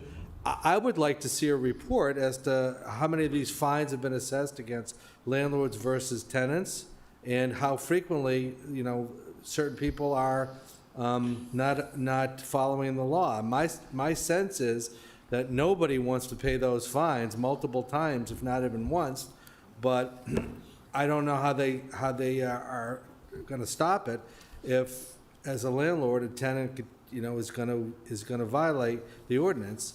It falls on the landlord. So, I'd like an amendment to ask for a report as to the breakdown of the fines over the last year, who's been paying them, does it go to the landlord, or does it go to the tenant, and how many people have been multiple offenders. If that's possible, then I'll certainly support waiting for the report to come back. If that's not possible, again, I believe it's well intended. I'm not being critical of the intent, but I don't believe it raising the fine based on who pays it is going to deter illegal dumping. Is the amendment okay? Yeah, just to follow up, my intention of the order is really to address dumping not just happening. That's not just happening at properties. but that's happening along city streets. There's a lot of times where you'll find mattresses, furniture, if you've even seen a toilet on Bigelow Davis Parkway. It's not just about dumping that's happening in front of properties, in front of homes, and I certainly don't think it's just a landlord and tenant issue. I don't think there's dumping is happening all over the city, in front of properties, in front of sidewalks. So it's really not really coming at this from a perspective of landlords versus tenants or tenants versus landlords. It's just a question of, can we do more to discourage people from dumping? Sure. So thank you. Councilor Toomey? Thank you, Mr. Chair. I appreciate the order and its intent. The state has very high fine levels for first offense, fines up to $5,500, and subsequent offenses fine up to $15,000. Then there are additional penalties depending upon the type of material. So also vehicles could be seized, which is also what the state is asking for. I know that local ordinances vary by city, Worcester, Boston, Shrewsbury. So if we could get a report back through you, Mr. Chair, if this is okay with Councilor Blota, on what's happening in other cities of our size, and also local cities and towns, that would be very helpful in terms of determining where and what. And I think it's really important that we also take a look at the type of dumping. I know Amesbury case, they had a company that paid up to $50,000 for illegal construction waste dumping. So there are certainly high bars, and local enforcement and nature of dumping can lead to substantially higher fines, sometimes in the tens of thousands of dollars, plus other serious consequences. So I think it's really important that we come up with a very comprehensive report back. Thank you. On that. Thank you. Okay. So is all right as amended? Councilor Bellata as amended is fine? Okay, thank you. Okay, all those in favor, send it to the manager as amended. Those in favor, opposed, so ordered. Next up is request the manager review current security operations at Union Station to determine whether increased police patrols and/or outreach social services are needed to ensure that the station remains safe and welcoming to all. Councilor Rosen? Thank you, Mr. Chairman. Mr. Chairman, during the long political campaign, I heard from a few people on the campaign trail, and recently received an email from a woman who evidently uses the train service to and from Boston, frequently maybe commutes for her job. Just a few things that she said in her email that I had heard during the campaign. She was talking about Union Station and issues, she said loitering, aggressive behavior, individuals approaching diners. This one was new to me. Diners at Maxwell Luciano's restaurant for money. And she also mentioned teenagers. This was new to me, too. Teenagers have been observed riding bicycles inside the building while commuters are moving to and from the main entrance. And she said the current conditions have created situations that feel unsafe for commuters, visitors, diners, and employees who use the station regularly. And that's what I heard from the campaign. And over the last several years, my wife and I have hosted international students. We host two presently, and they're both 15 years old, and they go to the train station. I drop them off and pick them up. They go to Boston via the train. And I've heard these type of issues and complaints from them where they feel so intimidated when certain people come up to them, ask them for money and so on. And I know we do have a police substation down there, so I would think that maybe the police would be aware of what's going on, and I hope they are.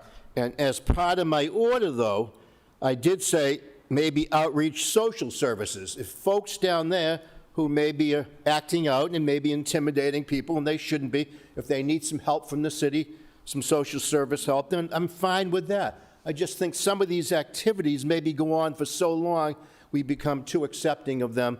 And if these things that the woman mentioned in the letter are happening, maybe we could just tighten up things down there and make sure that the Union Station is safe for everyone and welcoming for everyone, including people who do spend inordinate amount of time down there, maybe hanging out there, but they shouldn't be allowed to certainly ride bikes there and also to bother diners at our fine restaurant down there. Thank you, Mr. Chairman. Motion to send that to the manager. Council Toomey, what purpose of your eyes? For a point of clarification, through you, Mr. Chair, I also received, I think we all received the same email, and because of the nature of the issue, I reached out to the chief, and it's my understanding that over the past 2 weeks, they've had a number of arrests down there, and they've really tightened everything up, so it's underway. And there is a station down there, but they did send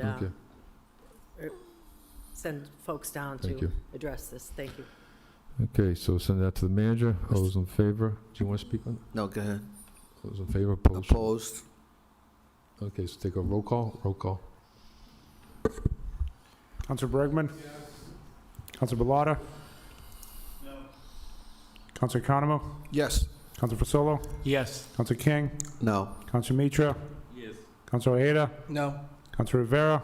Yes. Council Rosen? Yes. Council Toomey? Yes. And Mayor Petty. Yes. Okay, request city manager, request Commissioner of Public Works and Commissioner of Transportation Mobility review potential options that could be implemented to fill potholes and repair utility patches in the city, including limited to infrared heater repairs and emulation pothole repair.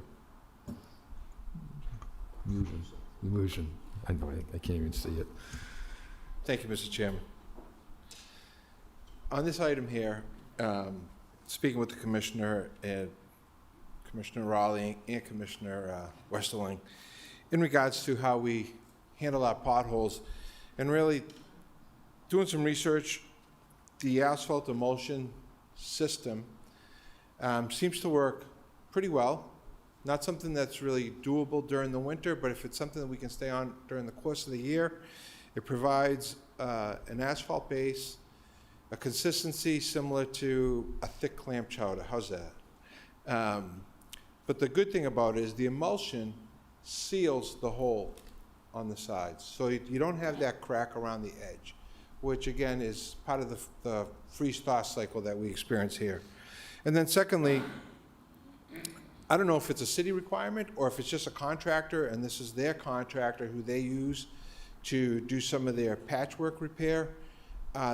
The infrared system, where they heat the asphalt that's right there, reallocate it, tamp it down, that's the premier system. And I've seen that done in numerous areas around the city, and you wouldn't even know the street was patched. It came out excellent. So I just ask both commissioners to give this some consideration as we move forward to try to get a better handle on our streets. Thank you. Sorry. Send it to manager. All those in favor, opposed, so ordered. Request manager requests the Commission Transportation Mobility organize a discussion with the appropriate representatives from MassDOT to review traffic pattern changes made in the vicinity of Grafton Street, including the removal of left-hand turns of Houghton Street onto Grafton Street, as well as removal of access to Rice Square from Acton Street. Council Fazola. Thank you, Mr. Chairman, and through you, Mr. Chairman, back a few years ago, Grafton Street, as we know it, Route 122, was redesigned and renovated by the state, the Commonwealth, Mass DOT, and they redesigned from Rice Square going south down to the base of Grafton Street, I-290. And in doing so, they changed two traffic patterns, which at the time I was extremely against and tried to voice my concern, and unfortunately it ended up in the final phase of the plan. One of them is at Rice Square. Acton Street is a side street that takes you to the properties of two businesses, JJ's Pizza and Palmer's Bakery and Deli. And those two establishments receive orders twice or three times a week from companies that unfortunately deliver in tractor trailers in some cases. And they are not allowed back out to access Route 122, Grafton Street at Rice Square. They are forced to go down the narrow street of Acton Street.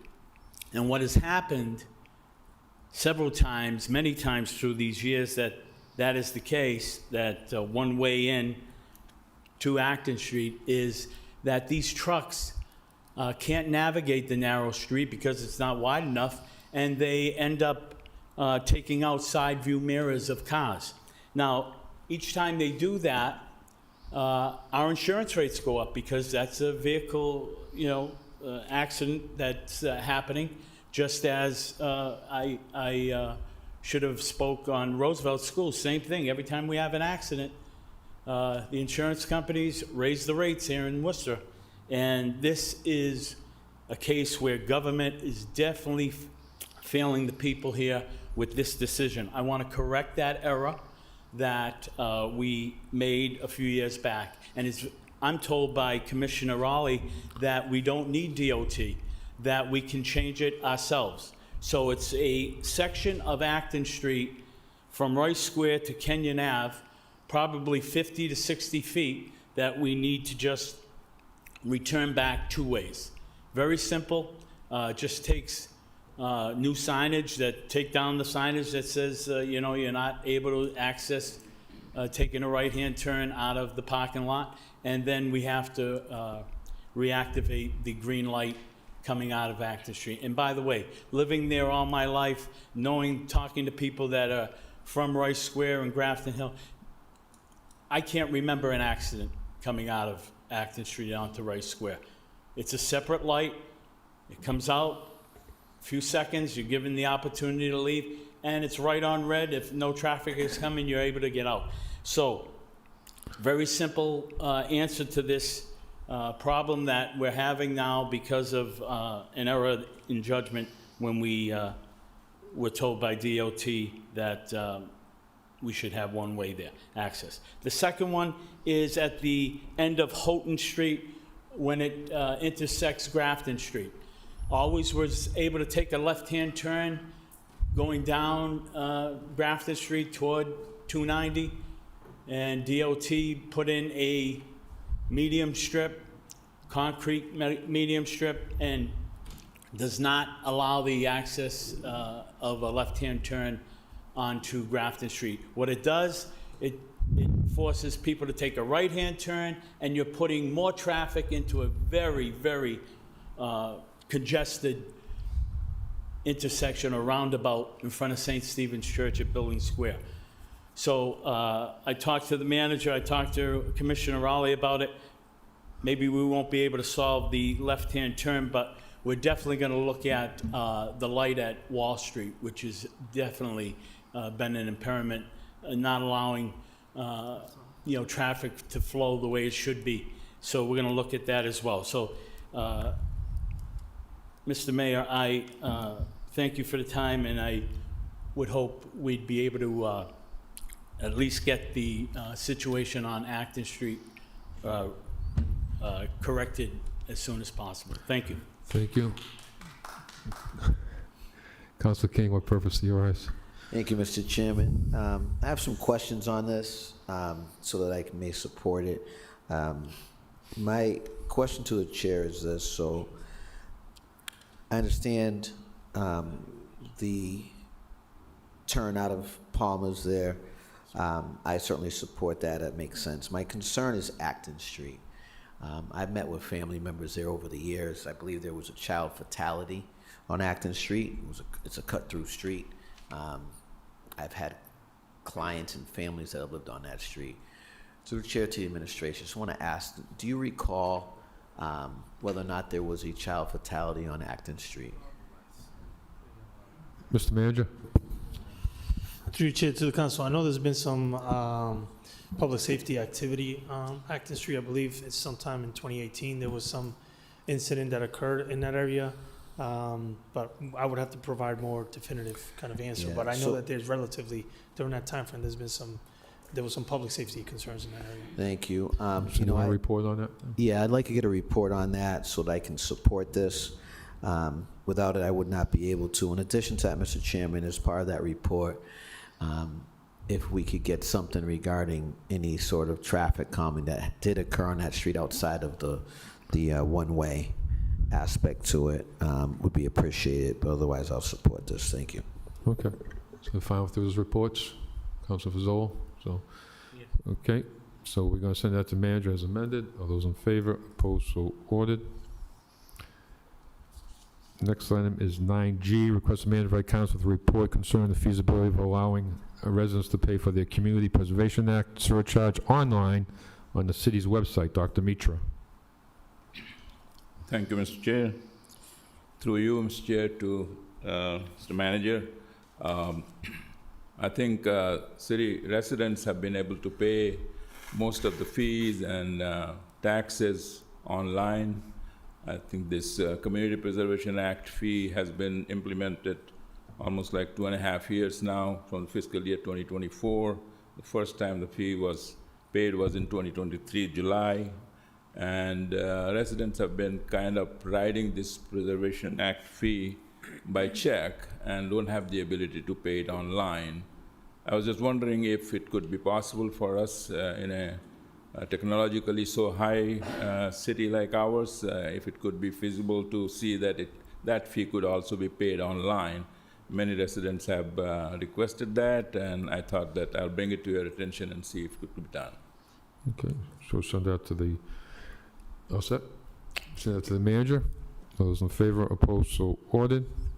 Next item is request the manager provide the council with a report concerning the feasibility of creating a smart, specific, measurable, attainable, relevant, and time-bound goals for the city in the effort to standardize and track residents' needs in transparent and effective manner. Said goals should include but not be limited to issues such as the amount of potholes that can and should be fixed in a month, providing services for homeless individuals, determining appropriate speed hump locations, and improving public safety outcomes. Dr. Mitra. Thank you again, Mr. Chair. Once again, Mr. Chair, through you to City Manager. I think my point here is that there are a lot of things that we need to do.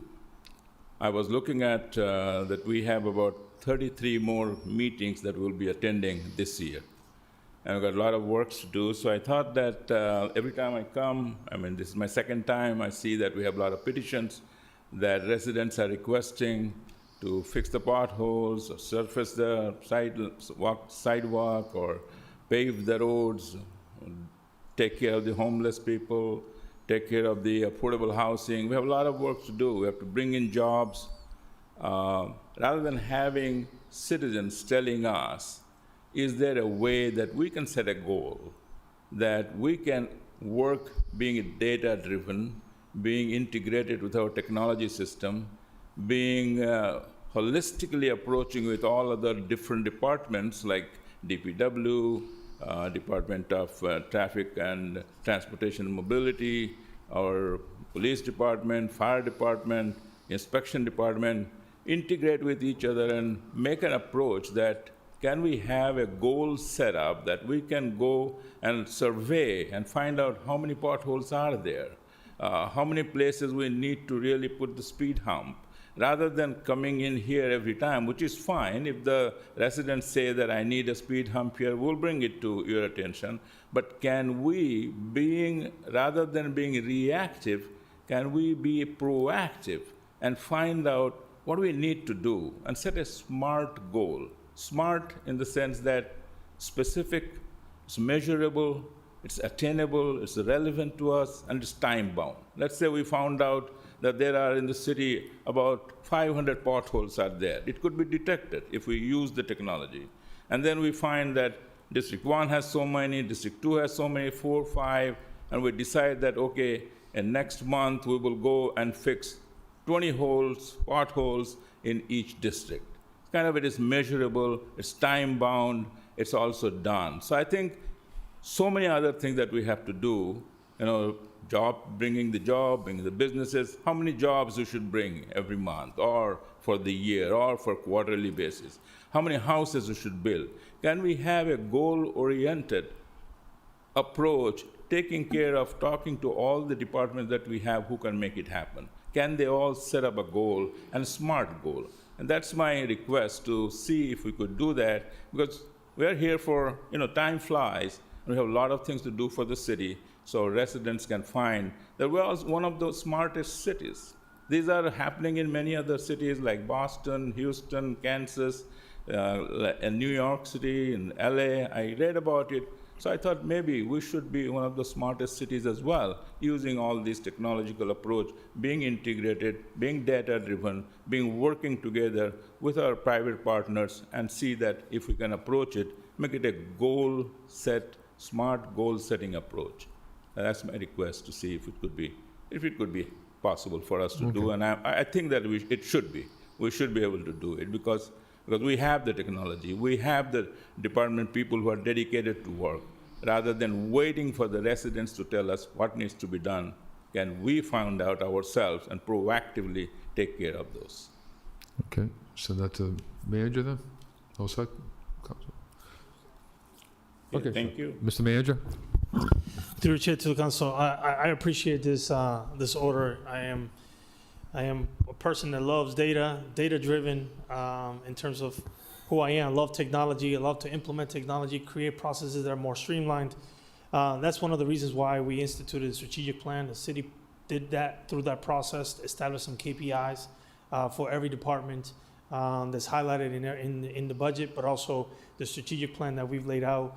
I think it's something that lays out specifically these goals in every single department.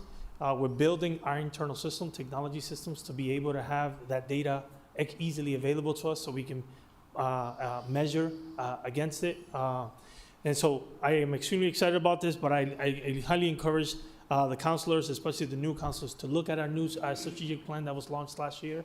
That's the strategic plan that the city council evaluated me on, right, during the city manager evaluation. But that's also the strategic plan that I evaluate my department heads. And so when we present the budget to you in the budget documents, that each department will be challenged to make sure they achieve those outcomes of that strategic plan that we laid out. That involved community input and through surveys, focus groups, you name it. We had a consultant to allow to utilize to engage community, to provide perspective, to be able to inform these goals. So I'm extremely excited about this, to be able to provide more feedback and also where we're at in some of the outcomes related to the goals that we established as part of the strategic plan, so that not only community, but also the council can be fully in tune with the outcomes that we're doing as a city. But I think one of the biggest challenges that we have as a municipality is our systems. A lot of our data-driven systems that we need are really antiquated. And so we're going through the process of updating them, and a lot of that takes time.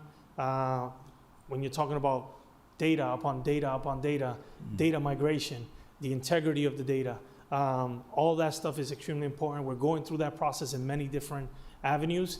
And so I look forward again to kind of bringing this report and sharing all the work that we've been doing around strategic planning, especially SMART goals. Thank you. Thank you very much, Mr. Manager. I'd also like to see that as we approach strategically, we also keep our residents informed where we are, where we're going with respect to all these things. There are so many things that we need to do, as I mentioned, not only the traffic, not only the potholes or the roads, but also homelessness, taking care of that, bringing in businesses in town. So we have a lot of things to do, and if we can keep our residents be abreast about where we are periodically, I think that'll be a great help. Thank you. Thank you. So send that to the manager. All those in favor, opposed, so ordered. Okay. Request the Standing Committee on Municipal Operations review the rules of the City Council to consider amending Rule 3 of the City Council to change the seating assignments in the City Council's members every 6 months to allow the members to sit and work with different colleagues throughout each term. See attached report. Said seating changes should not impact the seat of the Vice Chairperson of the City Council, nor any members seated in specific locations for accessibility purposes. Council Mitra. Thank you again, Mr. Chair. Once again, this is a request I'm trying to see that we make it to the MLO committee to look into, because as you know, the Rule 3 says that we all get the seat assigned on the first day as you pick up the lotteries, and then we are there for the entire term of our being the City Council in this chamber.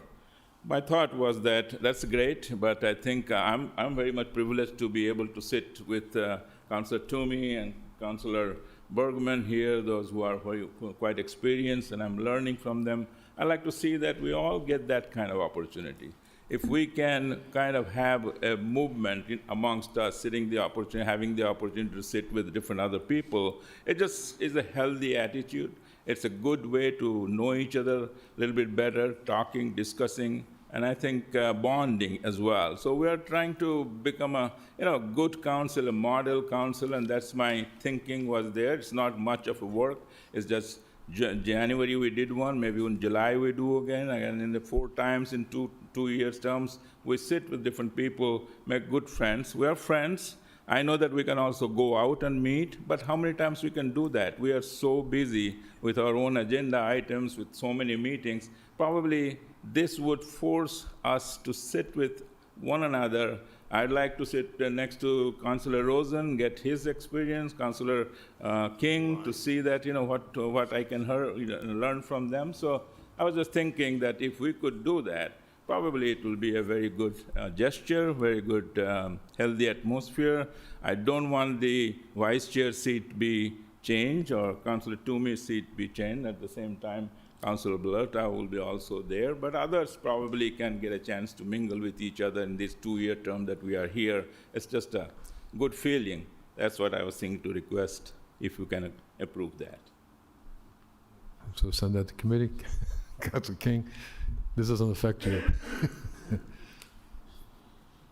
Mr. Chairman, So what purpose is okay? I certainly appreciate the order, well-intentioned. And I'm gonna be the bad guy here. I've been on this council, this is going on my 6th term, and I've witnessed folks sit right next to each other and not speak for 4 years, much less 4 months.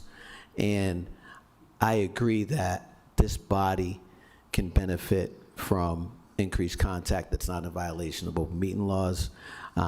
There's certainly a lot to be said about learning from one another, which is something that I've done from each and every one I've served with, as well as from the public, Mr. Chairman. However, there are a number of important matters before municipal operations and legislative affairs. As a former chairman of that body, and then going way back when it was separated and there was municipal operations and legislative affairs.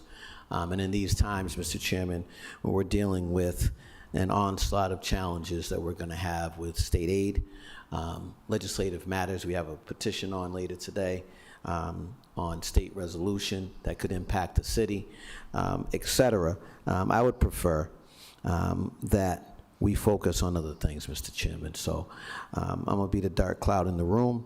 It's not for a lack of camaraderie or anything of that nature, but sort of the musical chairs, the dance of this is great in thought, but in reality, I'm not sure we're going to get what we need. What I would encourage us to do is to reach out, engage, as the counselor mentioned, outside of this body, and get to know folks' political values and leanings, Mr. Chairman. But I don't think that this would accomplish what we'd like, and would like that committee to focus on the important work that's there and that will be coming, Mr. Chairman. So I'll be in opposition. Okay. Okay, so anybody else? Would like to speak for a second time, or? Well, I still think that it's a great idea. It's not going to be that we are not going to be looking into other matters. We are still going to be serious about the matters we have in our hand. This doesn't take so much time to take away from anyone. I think it's just a good gesture, just a good way to know each other. I know we can meet outside, but it doesn't happen that often, practically. So my request would be to kind of take a vote and, recommend it to the MLO committee. Okay, thank you, Dr. Mitra. All set? Okay, so it's so clear then that, so we have a motion, I believe Councilor Kingston has a motion to file according to. I didn't make a motion, I just said I was in opposition. Okay, so we'll just do a roll call on the item, up or down, to send it to committee. Okay, and we're good. All set, Dr. Mitra? Okay, Councilor Mitra. So the motion is to send to the standing committee And it's a yes would go to the standing committee, and a no vote would not go to the standing committee. Roll call. Council Bergman. Yes. Council Bellata. Yes. Council Economo. Yes. Council Fasolo. Yes. Council King. No. Council Mitra. Yes. Council Ojeda. Yes. Council Rivera. Yes. Council Rosen. No. Council Toomey. Yes. And Mayor Petty. Yes. Okay.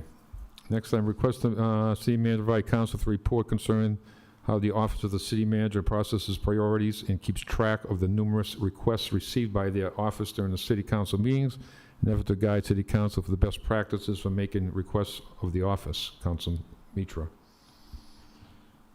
Thank you, Mr. Chair. Once again, through you to Mr. Manager. Mr. Manager, this is not to put you on the spot about how you process, but I think I was trying to make it probably find out that last time when we in the meeting, I remember you said you have about 1,500 orders that you accumulate that needs to be. So I was trying to see that we need to be more practical, something that we can really afford to do. If we are giving you, we're 10 of us, if we come here every week and on the average have 3 orders each or 4 orders, we're giving you about 40 orders a week or 30 orders a week. That's about 2,000 orders almost in 50 weeks. And that's overwhelming. So I'm seeing that if that's the situation, can one person handle it? And how do you process it? Can the residents know that how did all these orders getting processed? Is there a track that we do this, we pick up these orders and have a visibility of how it is moving, and then finally the order is given back to the council, reported as you move forward? So is there a tracking process? But if it looks like that it is way too much than a person can do, we're all human beings. We can only do so much. We all have other things to do. We have family, we have other things. So can we then in that case think that, okay, there are orders we can bring, but can we then restrict it to maybe 2 orders per week so that you can handle it? My question was that, is this really getting a process? Is there a way that we can help that if you say, no, that's okay, I can handle all these, that look to me like it's overwhelming to have that many orders to kind of process, and then people probably don't know how it's getting processed, which one is getting picked and which one is not getting picked. So I thought that maybe you can let us know how your process is, so we councilors can think that, do we need to make a change in this? Is it too much? Can we really do it? And from that point of view, I'd like to request you to kind of give us your way, how you handle this. Mr. Manager? Through the chair to the council, I'll touch a little bit on that, and then I'll happy to be able to provide a report. You know, the process of answering the council orders, I'll take that specific, just council orders, because I know that tonight some folks made reference to petitions, to other items, and that's totally separate. I'm looking at specifically orders that come from the councilors on the council floor, not excluding committee orders too. So not only do we receive hundreds from this council throughout the year, but also committee submits orders as well when committees are having discussions and want further information, et cetera. What I do is I oftentimes what I have done is I have tried to engage with, that's what I do, one-on-one meetings with the councilors. And so I try to discuss those orders with the council that put them forward and say, what are you looking for? Do you want me to submit this? Is this a simple email? Is this a simple thing that I can just get an answer to you, et cetera? Oftentimes, that's simply what they're looking for. They just want an answer. So I'll provide the answer, whether it's a text message, a phone call, an email, or I verbally communicate in a one-on-one meeting. But it doesn't generate a report to the council. They are reports that then sometimes we put together because they're very important, not only to the council, but also to the public that people need to know. So we'll put reports together to inform everyone. And sometimes those reports, there might be multiple councilors that kind of alluded to that kind of report at different meetings. So we try to compile that and answer that collectively. But you're right, we got hundreds. So when I think about my 3 years as current city manager, thousands, right? And so we look at that specifically for every councilor, and I try to work that through with every councilor. And some councilors say, well, that's not a priority right now. This is my priority. Can you work on answering this one? So that we will do that. And so I try to do that through our one-on-one engagements with the counselors, understanding and knowing that sometimes, depending on what community wants and what community needs in terms of their advocacy, it could be something that's a little bit more pertinent, that requires our ability to put a comprehensive report that does take time and want to provide something comprehensive for the community and the public to digest. So it all depends on those reports, but that's typically how I engage specifically only to the council orders. The petitions that go to, oftentimes those petitions will go to the respective committees, the committees that all of you councilors report to and conduct business. You then make decisions. That then comes to the departments, and the departments will then put it on the list of things that have been adopted to be able to do or to rectify. And so again, that's kind of how typically the engagement goes. But most often than not, there's some of these orders that are coming forward are answered through just conversations that we're having, and rather than just submitting a full report. Because otherwise, a report could be a simple paragraph, but should I be submitting a simple paragraph report to the council on answering one question? I don't know. But again, the way we've done it has not only I do it, but probably predecessors of mine as well, has probably been through that effort in engaging in conversation directly with the councilor. Thank you, Mr. Manager. The point is that it's not only the petitions, you have committees, it gets distributed. So, but the orders are, most of the time, it is a request to the manager, so it comes to you. So you get too many orders, and that's what my point was, that how it is processed. And people out there, when you bring in the reports, it's not only for the council to give the report. We're working here for the residents, for those people who are out there, who are looking how this process is done. How is this orders, all these orders are being picked and done. If you can just have a, sort of like your way of doing it, that we pick it this way, and then we talk to the councilors, and we do it based on their priority, I think people will be happy to know the process. I think that's what they're looking for, and I was thinking that let's be transparent on that, and see that we are here to serve the community, serve the residents and their needs. So that was my request. Thank you. Thank you. So we report back on that. So that's the manager. Chairman. Council King. Thank you, Mr. Purpose Chairman. I rise initially in opposition to this. I could be moved. And, you know, the act of filing an order conveys the will of the council to the city manager. In addition to that, at times when the council is in alignment with the people, it conveys the collective will of the people in this body, Mr. Chairman. And I don't want anyone to leave this conversation or this presentation with any sort of notion that this falls on the city manager individually without resources. So as this is written, I would not support it. If we want to include the 8,000 employees that assist in executing the manager's will and the manager's direction, if we want to include the multiple departments and divisions across the city as part of this, I will support it. But on its face, I would not. I would recommend, by way of an amendment, Mr. Chairman, is that included in that report is the workforce and the capacity. Now, we know that there's always staffing issues and the like. I've called for a staffing analysis of various departments, HHS, for example, reorganizations, so that the work can get done. But there's nothing more important than this body conveying the will of the people and of this, and in terms of legislation, and in terms of direction to the city manager. We've heard time and time again from folks in the political sphere, in the public sphere, about, you know, how does the council, how does the manager know what the council wants, right? You got 11 different people, 11 different values and priorities, and you got the, you know, the chair, the mayor, and what he wants, and then we appoint the clerk and the auditor. So how's that all work? How's that flow?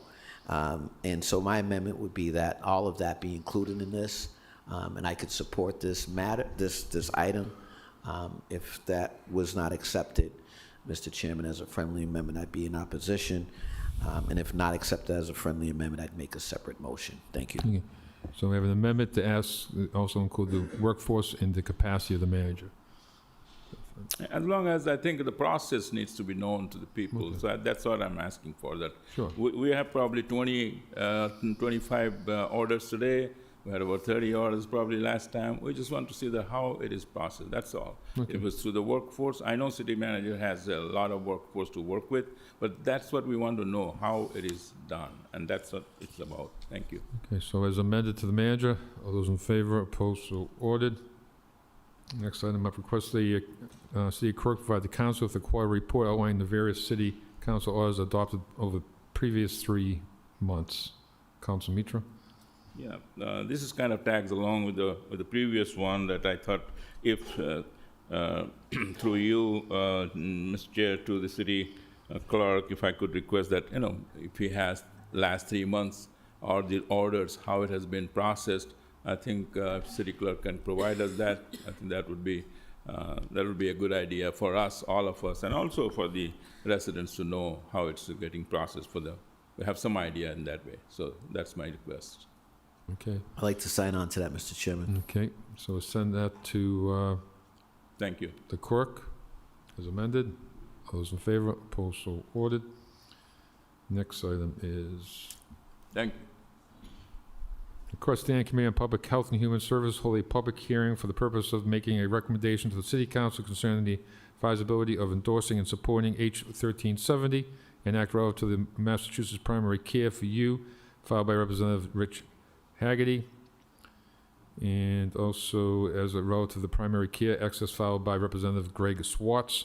Said bills have already been endorsed by the Worcester Board of Health, the cities of Springfield, Cambridge, and Mass Medical Society, and UMass Memorial Health, among several other major medical societies and advocacy organizations, both regionally and nationally. Said historic primary care legislation, known as Primary Care for You, will increase access to primary care, making it free for the patients of practices that opt in, no co-pays or deductibles, and will dramatically decrease health inequities in Massachusetts. Councilor Rosen. Thank you, Mr. Chairman. Mr. Chairman, this order came from my recent stint as a member of the Worcester Board of Health, and as it mentions, the Worcester Board of Health, along with other local agencies, hospitals, and agencies, hospitals, boards of health, councils, boards of selectmen, all across the country, have been talking about the crisis in primary care. A lot of doctors in their studies, in their learning areas, are choosing not to go into primary care. They want to specialize in areas they're more interested in and areas that are more financially lucrative to them. So we have a crisis in primary care all across the country, including here, of course, in the city of Worcester. A lot of folks who want to get a primary care physician aren't able to find one, let alone one that they choose and they'd like to have. Those days seem to be behind us. I know I was with Reliant Medical, and I am and have been for decades, and my longtime primary care physician retired, and I was worried about getting anyone, and they assigned me to someone. There was no choice. Take this person or you're done pretty much. You don't have primary care. So I took that person, and it's not the way it was years ago, but we do have that shortage. Now, there are bills in the legislatures all across the country, and these are 3 that deal with primary care. It's called Primary Care for You, and they mirror the legislation that's being talked about and passed in different states, cities, and towns are supporting it across the country.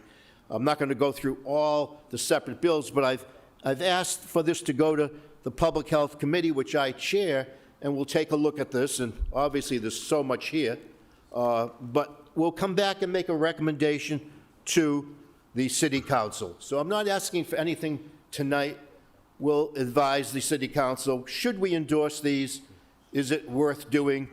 Will that help the legislators who are sponsoring these and support these? Will that help them get these passed and through the legislature? So again, primary care crisis, what can we do in the city of Worcester to help things in our Commonwealth and in our city? We can take a look at some of these bills and see if they're worth our support. I know the Board of Health, I've already voted on it with the Board of Health.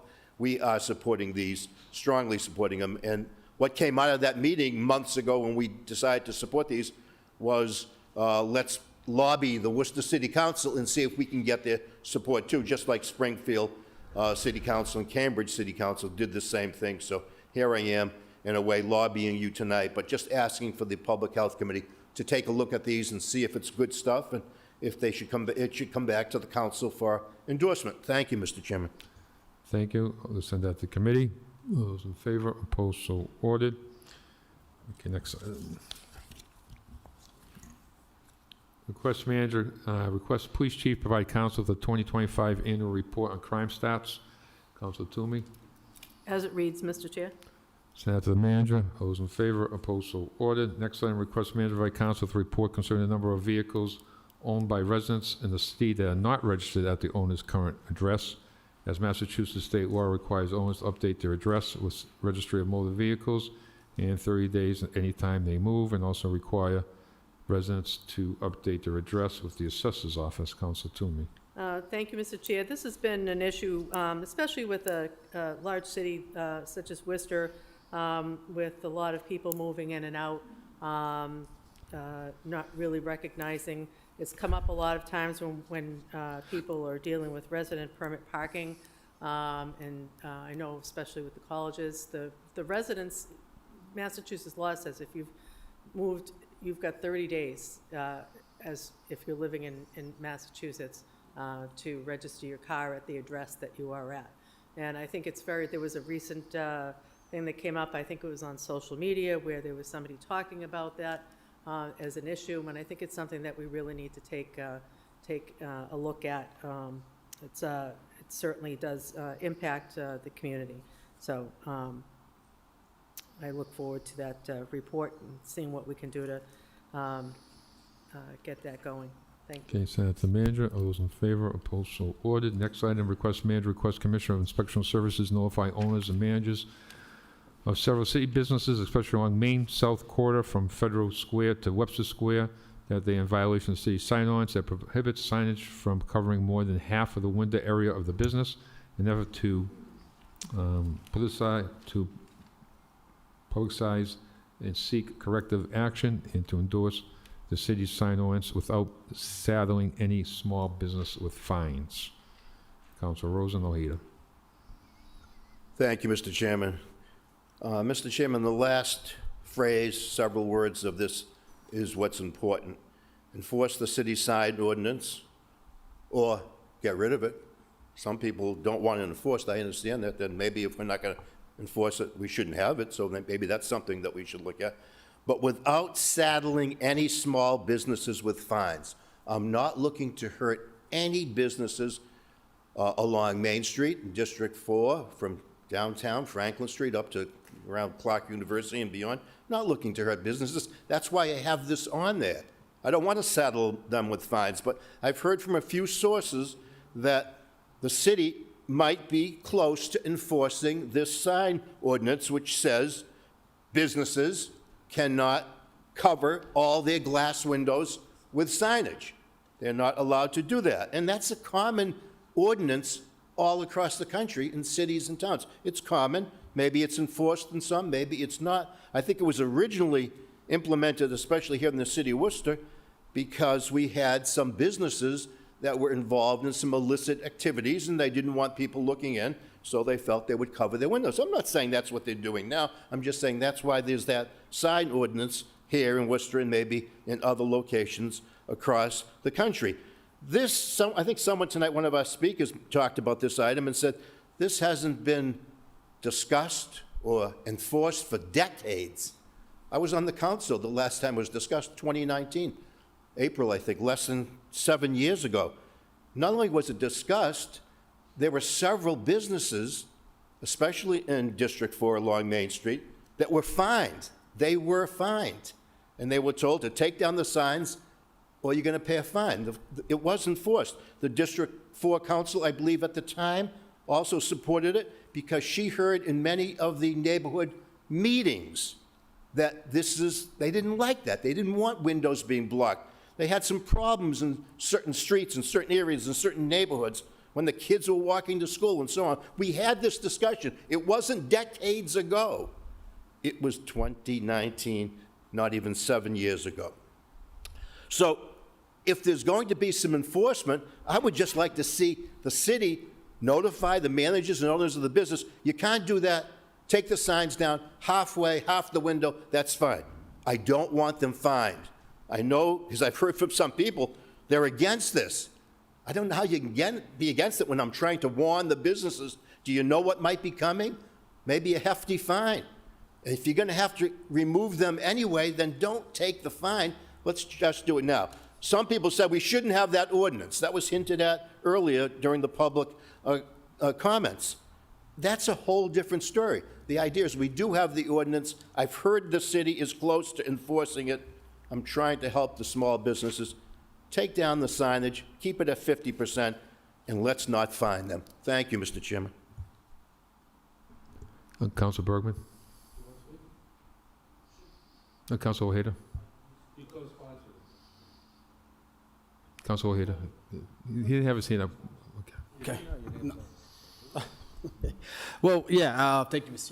Chairman. So yeah, I mean, there are definitely throughout the city some businesses. So I guess I just have a couple of questions of clarification to the chair, to the city manager.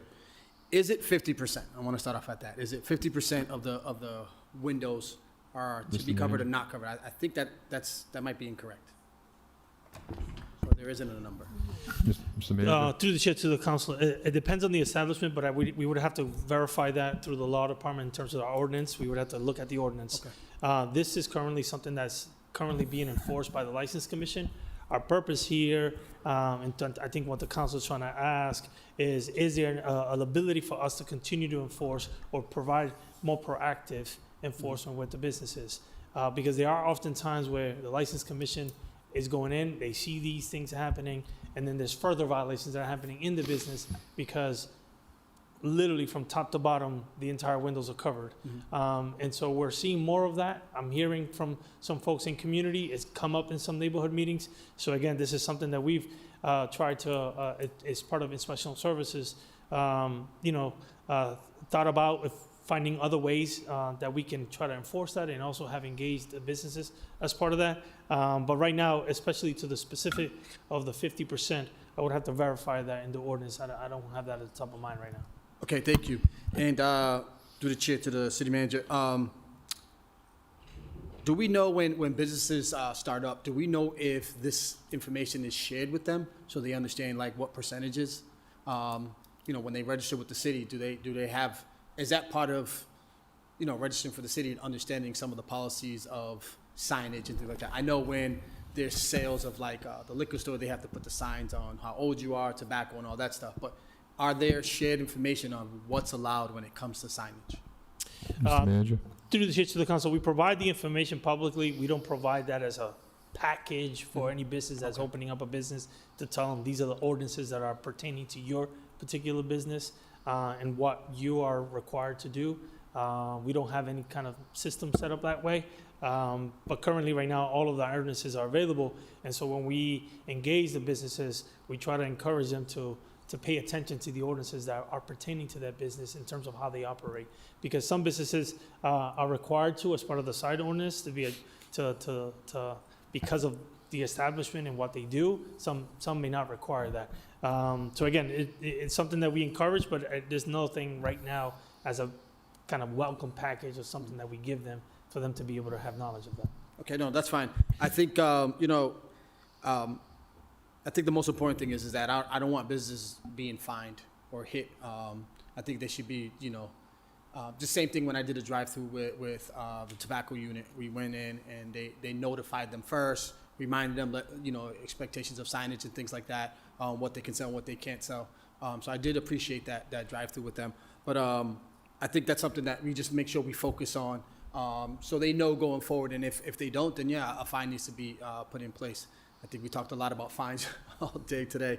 So I think we should make sure that we're at least sharing that information with the residents because it's important. And again, I think it looks better when you're driving down the street where you can see into the stores and see people interacting versus not being able to see and know what's going on. So thank you. I appreciate it. Thank you. Mr. Manager? Through the chair to the council, I appreciate that, and actually, one of the spirit of this order is exactly what we want to do. We want to make sure that we inform people, we go out there, we let them know kind of what the sign ordinance is, give them some warnings, some opportunity to course correct, and then after multiple times where they have negated to correct the action or course correct or change and remove some of the signage, that's when we will then apply the fines. So again, we're trying to be proactive in this effort. There's a number of businesses in the city in different pockets where from top to bottom, the entire thing is covered. That also presents a public safety issue. If there was something that would happen in it, we would have no visibility into the business entity. And so again, it's something that we want to make sure that we're consistent, and I appreciate this order because it falls in line with what we're thinking and what we want to do as a city. Thank you, Councilor Bergman, followed by Councilor King. Thank you, Mr. Chairman. I mean, I appreciate, this is one of those orders tonight that I will say that I appreciate the sentiment of it. I'm also happy to hear that the intent isn't to saddle, and I think that word's been used, or a word similar to that, saddle business owners with fines. However, and I'm going to oppose this for the following reason. It is saddling the code department. It's saddling the code department to go out, make inspections on something, quite frankly, I've personally never heard one person tell me, Councilor Bergman, I've got a problem with such and such a business. They have a sign that takes up more than half their window. I mean, we take a vote every year on tax rates, and I am as part of the group that always supports the lowest residential rate, and I know what happens to the commercial businesses, how difficult it is for them to survive. It's a choice I make. But when it comes to other ways to support small businesses, I do my best. And one of the things I think is incredibly prohibitive when it comes to small businesses is when you start inspecting these types of issues. Now, if there is a true public safety concern, I stand corrected, and perhaps there should be letters that go out through the assessor's office to everybody that pays a commercial tax rate, reminding them of the ordinance. Perhaps if they have to get a permit, if it's a liquor store or another type of business or a lottery store or whatever, that condition of their permit is that the checkbox is checked, that the windows aren't covered. But we're going to go with a tape measure and measure the windows and the sides of the sign. Maybe they're going to get a different size window. Maybe they're going to get bigger print signs. I mean, I just think it's not a best use of the inspectional services. We've got residential units that are unsafe, that we're doing our best to keep up with. And now we're going to go take the resources of the inspectional services and have them go measure the signs versus the size of the windows. I personally think we can do better public safety-wise by using the inspectional service personnel to go into residential units where people's lives are in danger. If the case is made that this is a public safety issue, I could stand to have my mind swayed, but at the moment, I don't see it. Okay. Councilor King? Thank you, Mr. Chairman. I happen to agree with Councilor Bergman on this one. I'm opposed to this. You know, I know for a fact the impact this will have amongst some of the business corridors in the city, our small businesses. You think about Main South, that's actually, this is targeting. When you think about, like it mentions, Webster Square, Lincoln Street, et cetera. I certainly know that, I certainly have not heard about concerns for the sign ordinance, as Councilor Rosen mentioned, since he last brought it up. And I remember he's brought up more than one time on when you were in. So it was a number of times, but that's the only person I've ever heard it from, Mr. Chairman. And the one thing we know about sign ordinances, as we heard tonight, there's vagueness attached to it. I certainly appreciate there's going to be communication. I agree that it will tax, for lack of a better word, the ability and capacity of code. I'm still waiting for my 110 report on those inspections. So there's a lot to do there. I'm opposed to aggressive enforcement, Mr. Chairman. Targeting our small businesses isn't it. Through the chair to the administration, is there any sort of ordinance about pulling down dark shades in the business where you can't see in, through the chair? And what is that ordinance? Mr. Manager? And are we enforcing it? Through the chair to the council, yes. That is. Sir, if you want to. I do want to correct. I do want to confirm, Council Ojeda, that the percentage is 50%. The current active ordinance. We have a current active ordinance in the city of Worcester. Mr. Chairman, can I reclaim my At time? 50%. I'd like to reclaim my time. Through the Madam chair, yes, Solicitor? the dark shades are primarily for liquor establishments and nightclubs, and it's a safety issue, so there is license commission regulations, and that's. That's for those, for the clubs and for Liquor establishments. specifically? Yep. Okay, outside of that, is there any ordinances pertaining to that? To those shades? Yes. No, the sign ordinance is different than that. Thank you. So, Mr. Chairman, thank you. I'm aware of the ordinance for the clubs. I know that they've been enforcing on a couple of them, as has been communicated to me, and rightly so. But nothing prevents these same businesses from, shading the business up. And, the idea that there's something perhaps nefarious going on or what have you is concerning to me. I don't want to cast that light on it. And I was certainly proud to bring forward small business tax reliefs last term that we were able to realize with the support of the city manager that will impact close to 3,000 small businesses. But this sounds also a little bit about perhaps government overreach in this way. I heard the comment that, when we see this sort of violation, that they go in, and there might be other violations that they find. The tentacles of the government is reaching out. And I personally have some reservations that way, Mr. Chairman. So for all of those reasons, I will not be supporting this item. And perhaps they're right. Maybe the sign ordinance does need to go. And I'm certainly willing to explore that. And again,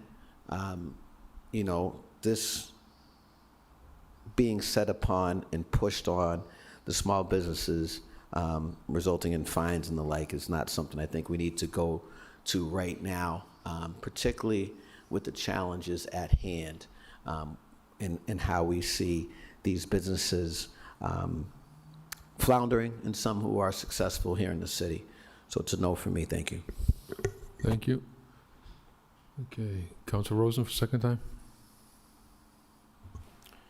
Thank you, Mr. Chairman.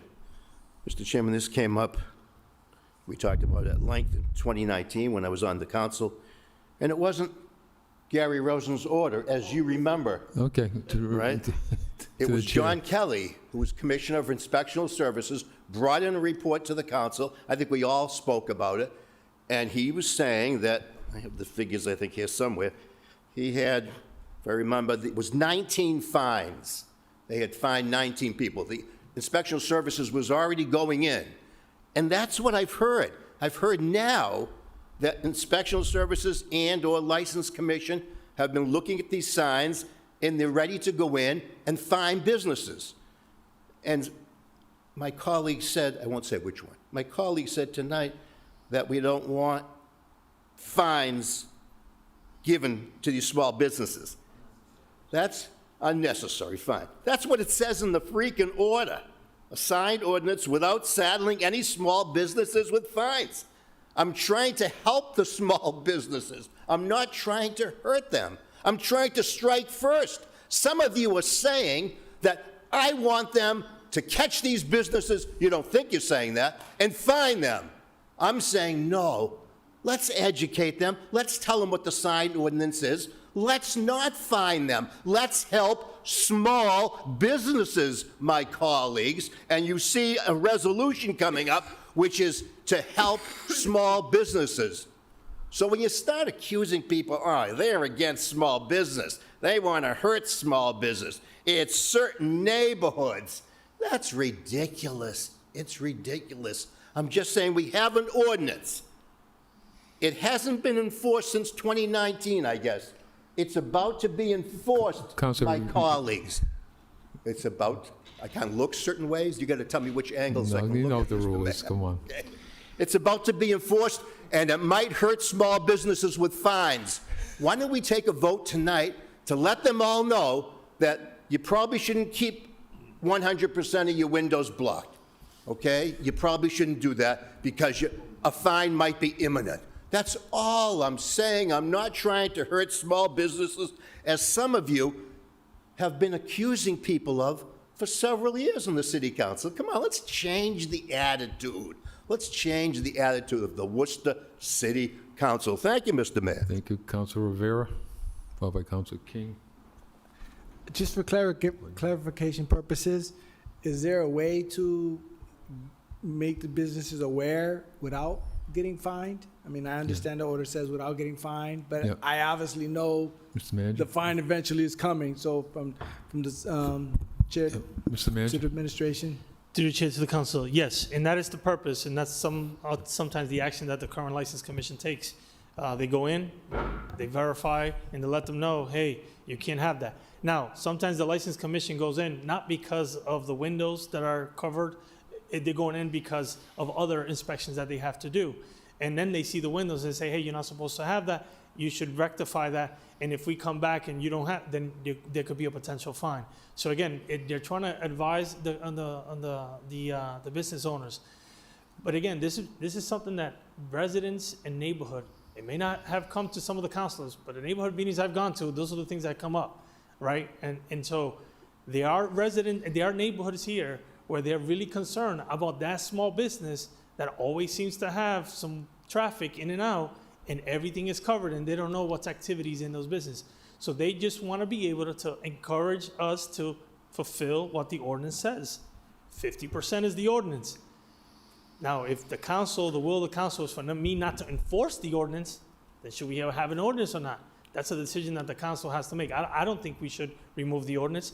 What I think is we should enforce the ordinance like every other ordinance that we have that the council and the public wants us to enforce.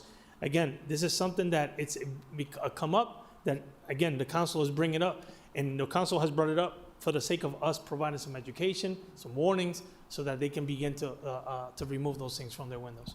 Thank you. Thank you, Councilor King. Thank you, Mr. Chairman. Through the chair to the administration,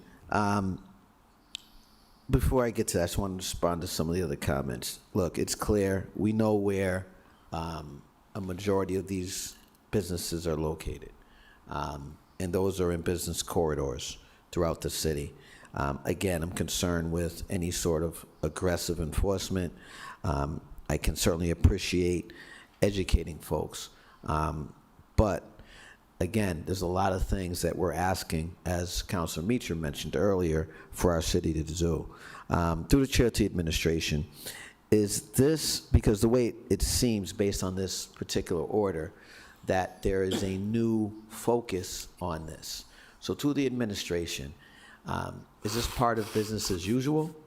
Or, as the council mentioned, he's had some discussion with some stakeholders, and this may be a new point of emphasis, and that's my interpretation of it, not necessarily his wording. Through the chair. Mr. Manager? Through the chair to the council, the License Commission actively enforces this ordinance. What we're seeing is an increase in this in many different business corridors across the city, small businesses, smoke shops, etc. And so because we're seeing that increase, we want to be able to get ahead of it and provide information, warnings, let people know that you can't do this, tell them what the ordinance is, so that we don't see that continue to escalate in the business corridors. And so what this order is trying to ask us is basically asking us, I'm just taking interpretation of the counselor, ask us to provide some information outside of an actual violation or an actual citation. Through the chair. So you're saying to not enforce it and take some other action, is that right? Mr. Manager? Is that what you just said? Yeah, through the chair to the council, I think part of the enforcement is education, right? You have to provide your education up front. You provide the warnings, you let people know so they understand the ordinances. But if they don't then rectify or mitigate the issue, then we then can come back to say, hey, you haven't done it, you're going to be fined. And so my understanding from the spirit of this is to do exactly that. Educate, tell them what the ordinance is, tell them that these are the things that are that within the city ordinance for their establishments, and that if they don't remove that or pivot or rectify the issue, then we would then come to enforce. Thank you. Through the chair to the administration, can you speak to the uptick that you mentioned? What are the dimensions of Mr. that? Manager? Through the chair to the council, it's just we've seen in different quarters of the business quarters in the city that we've seen some businesses. We've seen an increase in number of businesses with that. We don't have an actual data to sit here and tell you this is X amount of businesses that have covered the entire their entire windows. But again, we're seeing that, and so we want to be proactive. And so if the inspectors are seeing these businesses that are covering their windows, we would then go in and provide some education and information on the ordinance. Thank you. Thank you, Council Bergman. I don't mean to rise a second time on an issue like this, but I just want to kind of clarify one or two things. I certainly not suggest to anybody here, particularly Councilor Rosen, is opposed to small business. My concern in this item is the fact that it has to involve code enforcement, and there are other ways I believe you could spend code enforcement's time and resources better. When Worcester's downtown was probably thriving the most it ever was.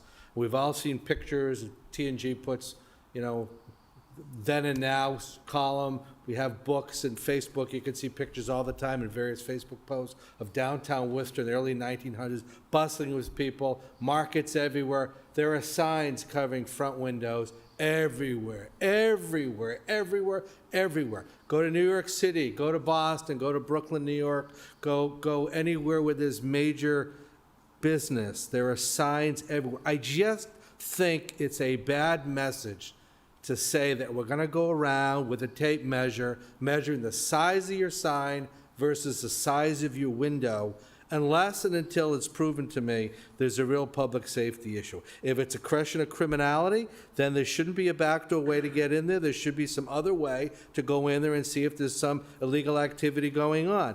But it's not the nature of this ordinance that bothers me. It's the fact of the unintended consequences and the resources being employed by the code department. Councilor Rosen mentioned an order coming up, a resolution. I'm going to support the resolution because I don't believe we should be like a nanny state and a nanny city. Let people function and operate their businesses within reason. There's nothing proving to me that this is a problem. What if before the election somebody put up signs for us in their front windows in their business and left them up to the appropriate amount of time, which I think is 2 months? Are we going to say, oh, something illegal is going on in there because we can't see in there? That's permissible. So I don't buy the argument that because somebody's windows are covered, there's necessarily some illegal activity. If there is, then police department and others should have the evidence form probable cause to go in, but it shouldn't be based on the size of the sign. Again, I'm going to finish by just saying this.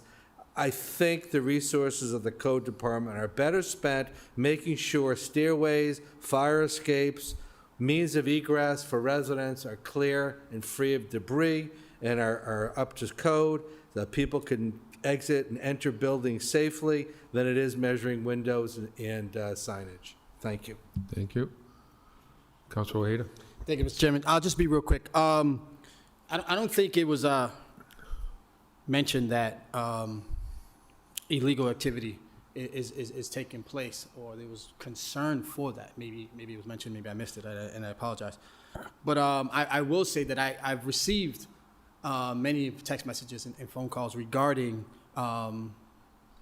signage on a lot of the businesses covering most of the storefronts and stuff like that. So, and just doing the work that I've done on Pleasant Street with some of the TDI work, that's what the focus was on. It was opening up those windows and letting people see the different businesses and bringing them more alive, taking off the gates or the grates in front of the windows and putting up newer windows with some signage, but also having an opportunity for businesses to showcase what they have inside. If you're walking down the street, you can see what's going on. not just what's going on, but what they're selling. Maybe, you know, there's a network center that's having an event. If you're walking by and it's all covered up, you really can't see it. But it's also opportunities for making it more inviting. When things are closed up and bottled up, they don't seem as inviting. So that's the work that's been done on Pleasant Street with the TDI, and I really appreciate that. Now, again, I think we're kind of getting sidetracked. This is to help the small business understand that this is coming down the road, right? And we want to support you. I understand Councilor Bergman's, what he's saying, but this isn't, attacking the businesses. Just to let them know, hey, we're not happy about it, but we're letting you know this could potentially happen. So I guess my question to the city manager, to the mayor is, how often have you been experiencing this? And how many times has an inspector gone in? And how many chances or how many times have they been notified? Is it, we see you, next time we come, you get fined? Because I don't think that's been happening as often. But again, it's just to notify them, hey, this could potentially happen. But again, this is a good conversation because it's like, what other things can we do? How can we notify our business owners? And I think, we're all mentioning that. Our small business, what better ways as a city can we do that? And as honestly as district councilors, to let them be aware, start knocking on their doors, meeting with some of the businesses and say, hey, these are the things that are going on. How can we help you? How can we help you with better signage? What can we do as a city to help you, with your marketing and more signage? So, there's always a positive twist of things that we can do as a city, not just to try to knock things down. So sorry, but can you answer that question if you remember it? Mr. Manager? To the council, I can't answer to the specifics of the data that you're asking for right now. I would have to provide a report. We would have to analyze that, understand what are the work orders that has been established or some of the violations that the license commission, that I would have to compile that and put that together. Because right now, off the top of my head, I don't have that data. No, that's fine. I wouldn't want that. I think for me as a counselor, I would probably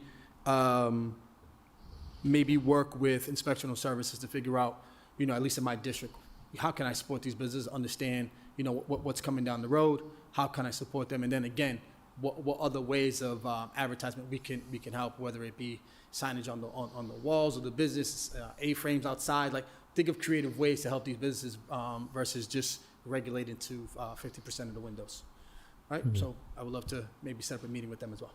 Thank you. Thank you. Councilor Rivera? Officer had asked a question, answered it. Okay, so we're good. Thank you. So I guess this is an up or down vote that we're doing? Okay. So a yes vote would be support Councilor Rosen. A no vote would to support Councilor Bergman. Okay. And Councilor King too. Yeah. No, it's just on the item. It's not about supporting anybody, Mr. I'm just trying to get everybody's news, so I just want people to understand how they're voting, that's all. That's not how it works. Roll call. Councilor Bergman? No. Councilor Bellotta? Yes. Councilor Economo? Yes. Councilor Fasolo? Yes. Councilor King? No. Councilor Mitra? Yes. Councilor Ojeda? Yes. Councilor Rivera? Yes. Councilor Rosen? Yes. Councilor Toomey? Yes. And Mayor Petty. Yes. Okay, 9P, request the manager to consider expanding the city's senior work-off abatement program to allow for taxpayers aged 60 years or older to volunteer their services to the city for a reduction in their taxes. Councilor Bergman. Thank you. Hopefully this is less controversial, Mr. Mayor. It was a program that's been working well. I don't think there's a limit to the number of people we can put on the program and help seniors work off their taxes up to the maximum amount, which I believe is $2,000. If they want to, it's not forced upon them. It's simply a question of trading off the cash that would come into the city coffers versus the work that would be put out by the senior residents. Being over 60 now, I don't like to use that word senior, but I guess that is the cutoff. So hopefully we can expand it and city manager can work with perhaps the assessor and the treasurer, figure out, I think we had 20 people last year, if that sounds right. See if we can, I would like to see if we could double it, but I'll certainly open to any suggestions within reason. Thank you. Thank you. Councilor Rivera, what purpose I do you just ask? want to sign on to it. So. Okay, so we'll sign on as amended. Send it to the manager. All those in favor, opposed, so ordered.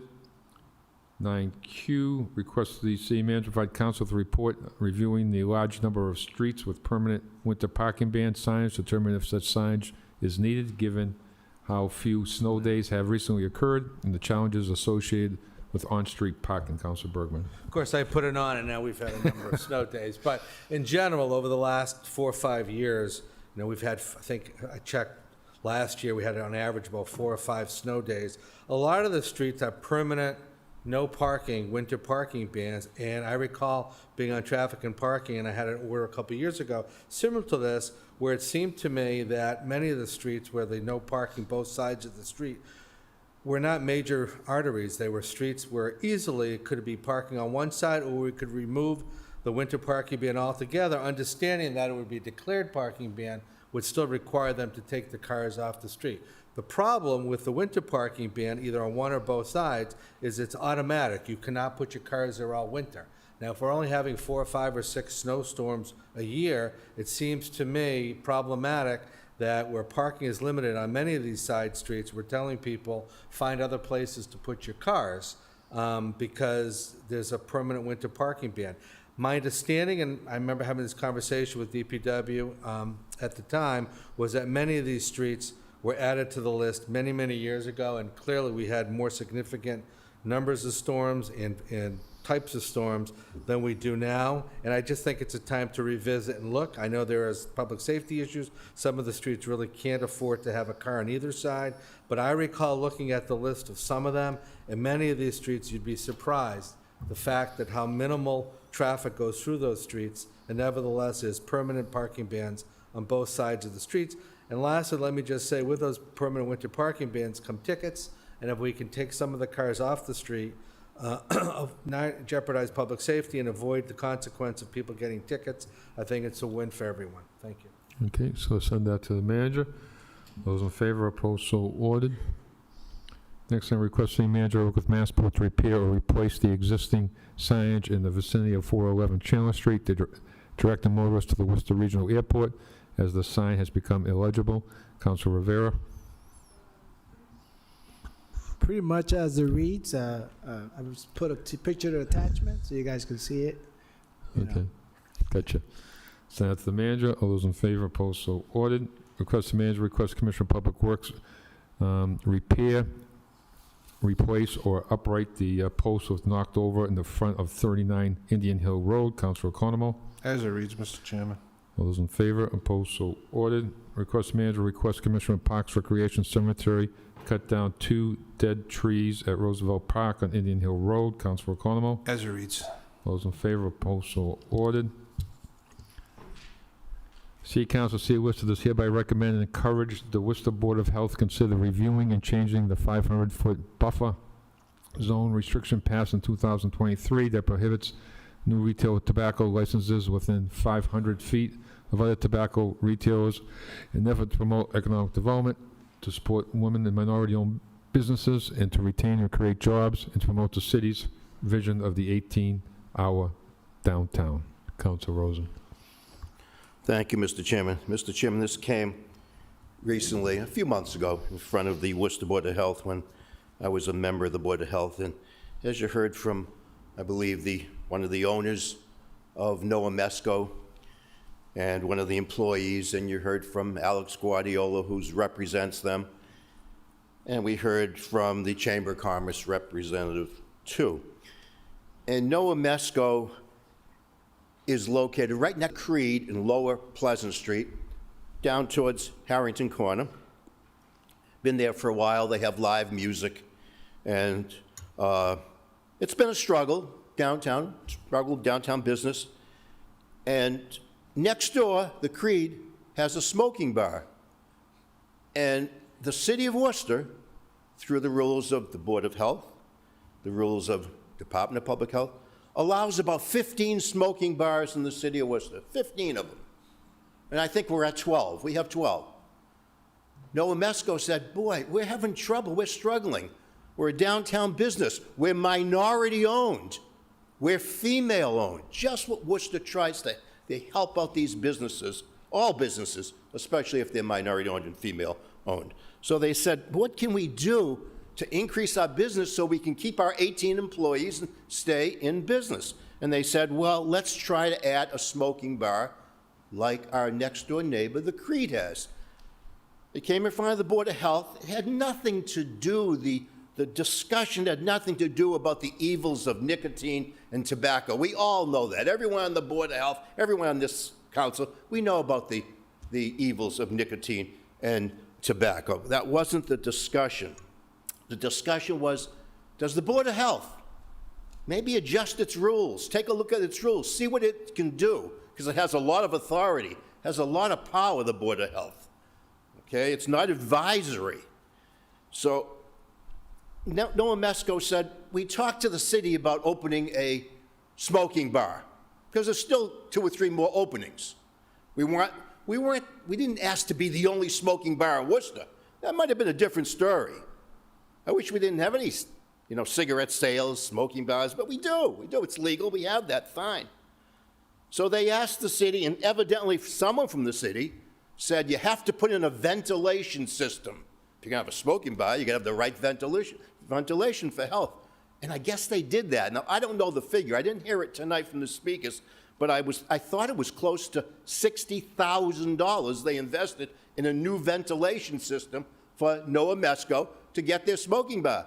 No one said, well, you're right next to the Creed. They have a smoking bar, so you can't. So they come in front of the Board of Health, and they make their case, and they had probably 10 out of the 18 employees that all spoke and said, we want to keep our jobs, and so on. And the Board of Health, and they're good people. They're good people on the Board of Health. The Board of Health said, well, our business isn't economic development. It's health. And they turned the whole thing around, the whole discussion, with Dr. Castile, who I highly respect, Dr. Hirsch, who I highly respect. They said, we don't want another smoking bar because the Creed is there, and nicotine and tobacco and smoking are unhealthy. We know they're unhealthy. But you can have it if you move 500 feet up the street. It's all you got to do, even though it's unhealthy, even though we don't want it. Just take the Noah Mesco business and go 500. It's less than 2 football fields. So that makes it okay. So I started to think about the 500-foot, buffer zone, and I said, this is ridiculous. I said, people now can go to the Creed right downtown, a legitimate, good business for our 18-hour downtown someday. We don't have that many businesses downtown. Let's keep them all, the ones we have. They can go to the Creed and do the smoking. So why should Noah Mesco have to go 500 feet away? It's not that far. It's less than 2 football fields.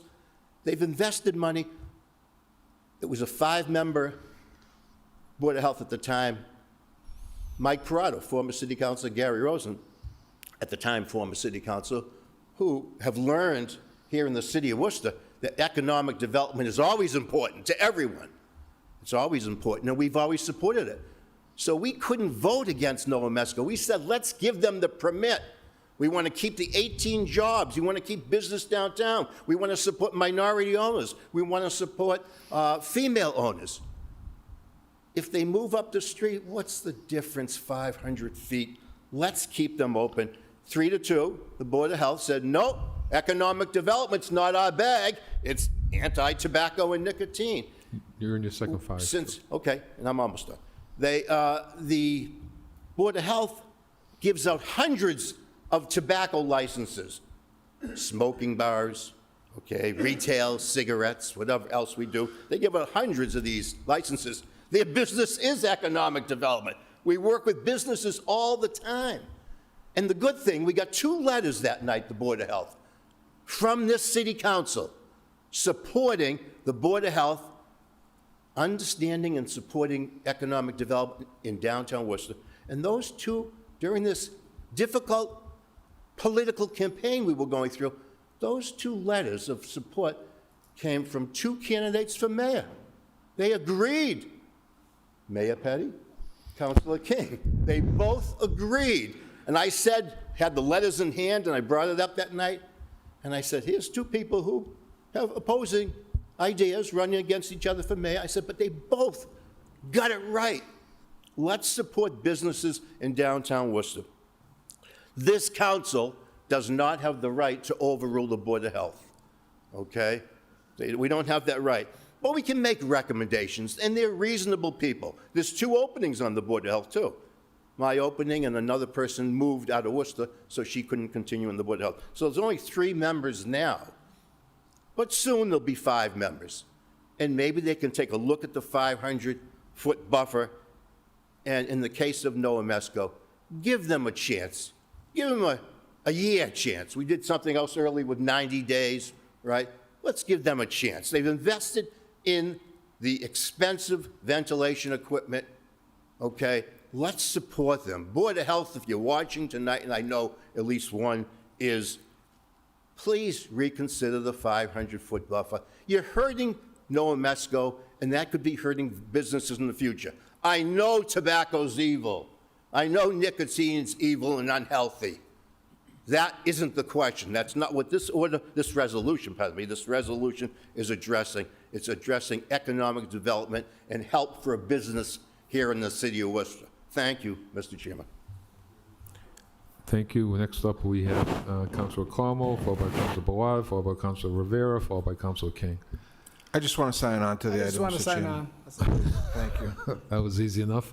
Councilor Bawad.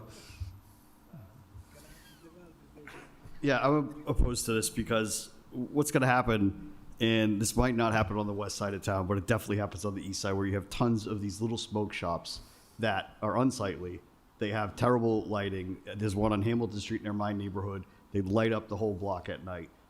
They sell to underage kids. A lot of these businesses, I'm not talking about Nemesco and bars. I'm talking about little smoke shops. And if I'm correct, that includes these little smoke shops. To the chair, to the city manager. Is that correct? Mr. Manager? Through the chair to the council, I think that's what we want to do as part of I think this conversation or this resolution here is to address them separately. Okay. I think currently right now we address them, but we want to also moving forward address this 500 rule and address the business and what the use of that business, what they're doing is differently, because right now they're all being assessed the same way. Okay. And so no matter if it's a smoke shop, no matter if it's a lounge, no matter if it's a grocery store, no matter if it's a gas station, they're all being assessed the same way. Right now, the only decision is the 500-foot kind of parameter, not the actual business itself. And that's an area that I think we're more interested in, is in addressing the actual business in terms of what they do and what they sell. Okay, thank you. Thank you. Councilor King? Thank you, Mr. Chairman. Just have some questions here.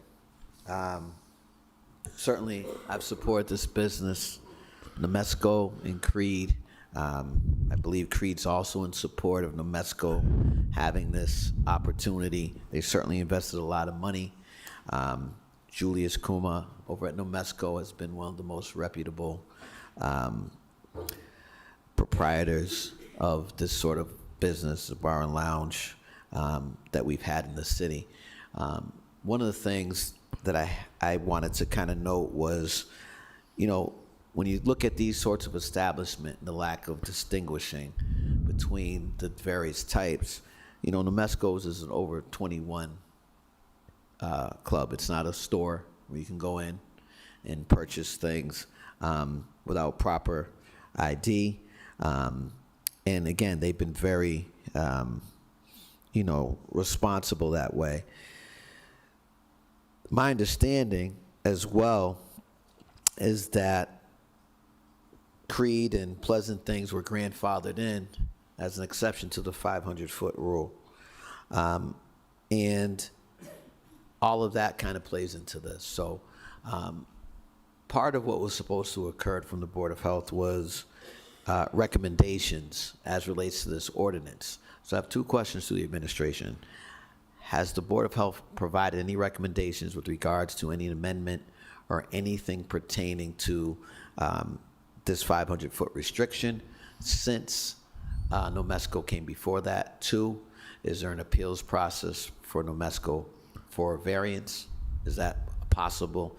And then 3, if you could share for the public's purposes the difference, what influence you have or don't have on the Board of Health. My understanding is that's a separate entity that you do not have control of, because there was a statement made earlier, and I don't want any misperceptions, that we would like this to happen, we would like them to do this, that, and the third. And I just want to clarify for the public's purposes, my understanding is that that's an independent entity through the chair. Mr. Manager?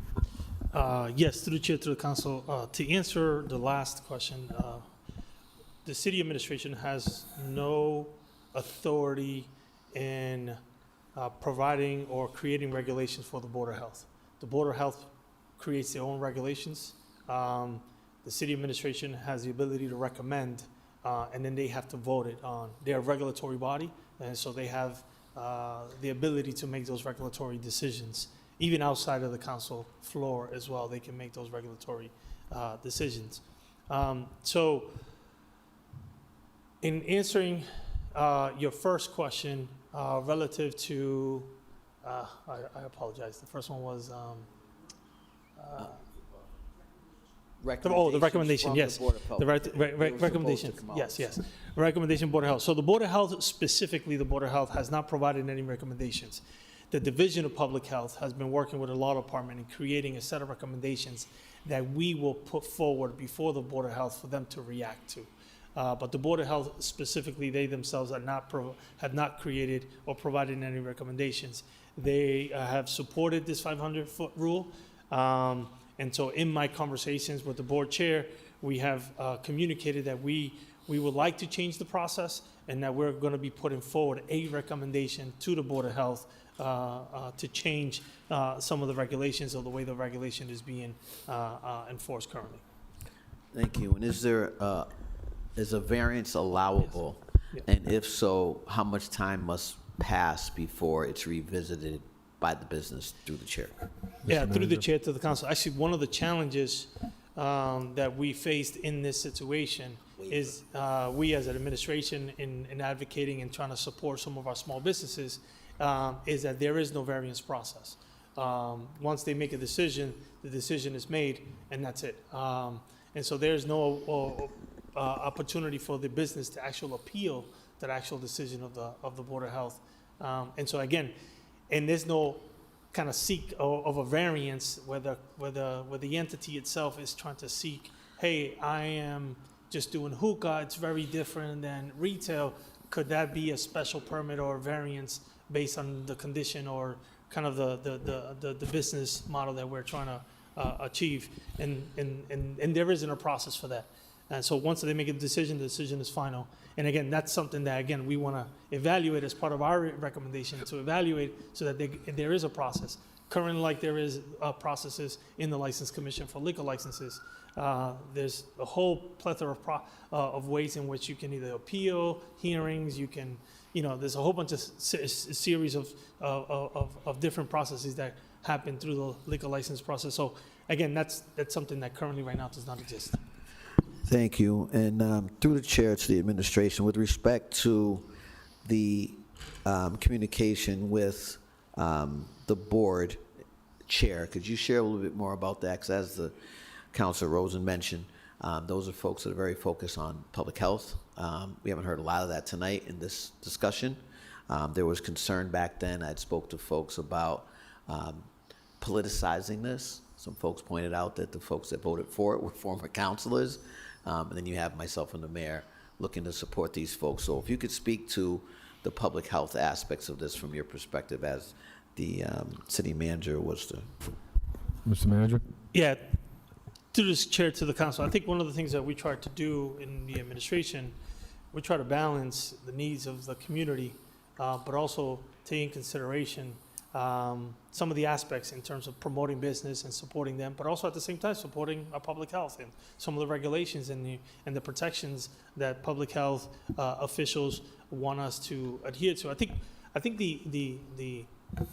where this order or this ordinance started was that there was a series of numbers of businesses where young individuals were attending or being sold items, tobacco items, that they were in violation. And so the idea was to create an ordinance that would One, cap the number of businesses in the city that provided or sold these types of tobacco products. And then two, try to have a little bit of better enforcement and separation so that it's not completely segregated in one particular neighborhood, where you have X amount of tobacco businesses in one particular neighborhood, but it's spread out across the city. And so that was the nature or the essence of what this was created. But I think there was unintended consequences that we as an administration have seen in terms of balancing the interests of businesses, like we're seeing here with Nemesco as a clear indication of a challenge where you're in a downtown business quarter, or you're in the downtown quarter where there's the nightlife is in downtown, right? And this business has been operating for many, many years. Great work in terms of the stuff that they're doing there. They've invested. They want to expand their ability of offerings, and then now they're faced with this challenge. And so I think us at administration, we want to be able to balance that and have regulations that have better processes and better direction for the small businesses when they're trying to operate a tobacco license here in the city. And so in addition to that, I've met regularly with the board chair. We've shared some conversations about this and what our position is as a city and what we think we should recommend and what we think should come forward for them to consider. They've been open to that conversation. Sometimes they've shared their positions with me, but right now we feel as though that there's a better process, and so we're going to try to recommend that to them. And hopefully that's something that has been able to, they can be able to see that there's a benefit, and that businesses and supporting public health is not mutually exclusive. You can do both. And I think this is what we're trying to achieve here as a city. Thank you, Mr. Chairman. I think with that explanation, I definitely can support this. I'm interested to see what we can come up with regards to adult establishments here in the city as relates to the 500-foot buffer. And I don't want anyone to make any mistake about it. This is not to undermine the authority of the Board of Health. I've had folks reach out to me and ask me to file this because it's outside of our purview. I don't think that's the answer. I agree with giving Nemesco's a chance and similar situated businesses in a way that does not, have an impact on folks underage and public health and related public health matters. And I also don't want, again, just to reiterate, anyone to think that this body is attempting to undermine the public health interests of the city. So I will be supporting that with those clarifications. Thank you, Mr. Chairman. Thank you. Councilor Bergman? Thank you, Mr. Chairman. I too support this, and since it's a resolution, I rise to support it without amending or asking for any other authority to rise. I will say that I've tried and believe I have been consistent. My time on the council, I think there are times where regulations are warranted, but they, by and large, should be done by the state. There was a vote taken on this floor regarding flavored tobacco. There was a vote taken on this floor regarding new gas stations, all of which I said at the time. And many of those votes, I was in the minority as far as the number voting, and perhaps on the losing side of some of those. I said on all those occasions that if we're going to regulate anything, it should be done through the state, not through the city, because invariably people go elsewhere, flavored tobacco being an example. They may not be able to buy it in Worcester, so they go to the surrounding towns and do business there. If it was banned statewide, that's a whole nother story. I never liked this, not because I am in favor of tobacco. I am one person that can honestly say something similar to Bill Clinton. I don't think I've inhaled it. If I have, it was infrequently. So I don't smoke. Nobody in my family smokes, although my children, despite the fact I advise them otherwise, do like to take a vape. But I'm not a smoker, and nor is my wife. But I do think it's unfair to have these arbitrary requirements like 500 feet. And I say arbitrary because why not 1,000? Why not beyond that? Why at all? This isn't going to stop people from smoking or using a hookah bar. They just go to the one that's already there, that's grandfathered in. So I don't think it's really helping solve the problem at all. I'd also say it's inconsistent because, we allow marijuana facilities. We don't worry about the dangers of people under 25 using marijuana.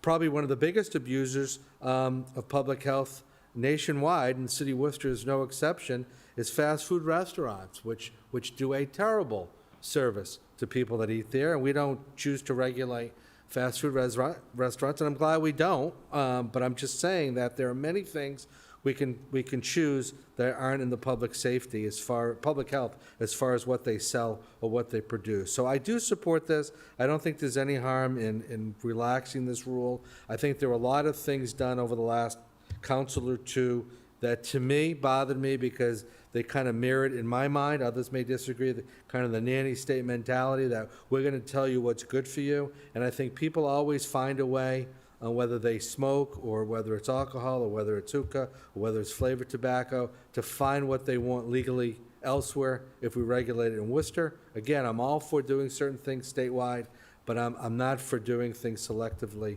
city by city. And as a representative of the city of Worcester, I certainly support the resolution. Thank you. Okay, Council Toomey, all set? Okay. Oh, so, okay. Well, you're on Mac, everybody's, okay. Council Rivera? I just want to know, I don't know if it's an amendment or anything like that, but, or a suggestion, but is it possible so they can, remember, I know this is going for the Board of Health to review, but maybe even possibly if they don't want to do this, is a 500 buffer for, if it's, remember, this is 21 and over, like, how do you tell adults you can't smoke, we don't, you understand what I'm saying? Yeah. It's like, I don't know if it's a 21 and over establishment, although smoking should be anyways, they don't meet those 500, they don't need the 500 buffer zones. I think that's what we're trying to do, I think, with this resolution, right? Yeah. Mr. Manager? Yeah, through the chair to the council. Yeah, we're trying to create the resolution is basically trying to support some of the discussions that has happened on the Board of Health and some of the discussion with the small businesses about that we need to kind of rethink the process of the 500 feet because again if you have a lounge that has hookah, should that lounge be treated just the same as a gas station that sells tobacco? Two completely different, exactly. Right? One of them, you can actually potentially have someone go in and buy a product that might be underage. It's very unlikely you're going to be underage or 15 or 16 years old and walk into a hookah lounge because there's going to be a bouncer there checking IDs and et cetera, right? And so right now we treat everything the same. And we say the 500-foot rule is the rule no matter what business is what. So you could potentially have 2 smoke shops that are on 500 feet. Is that the best for that neighborhood, right? Is it diversity of businesses, et cetera? And also what we're trying to think about it is, I understand sometimes the concentration of certain businesses, right? But hookah lounges are more so in the nightlife area.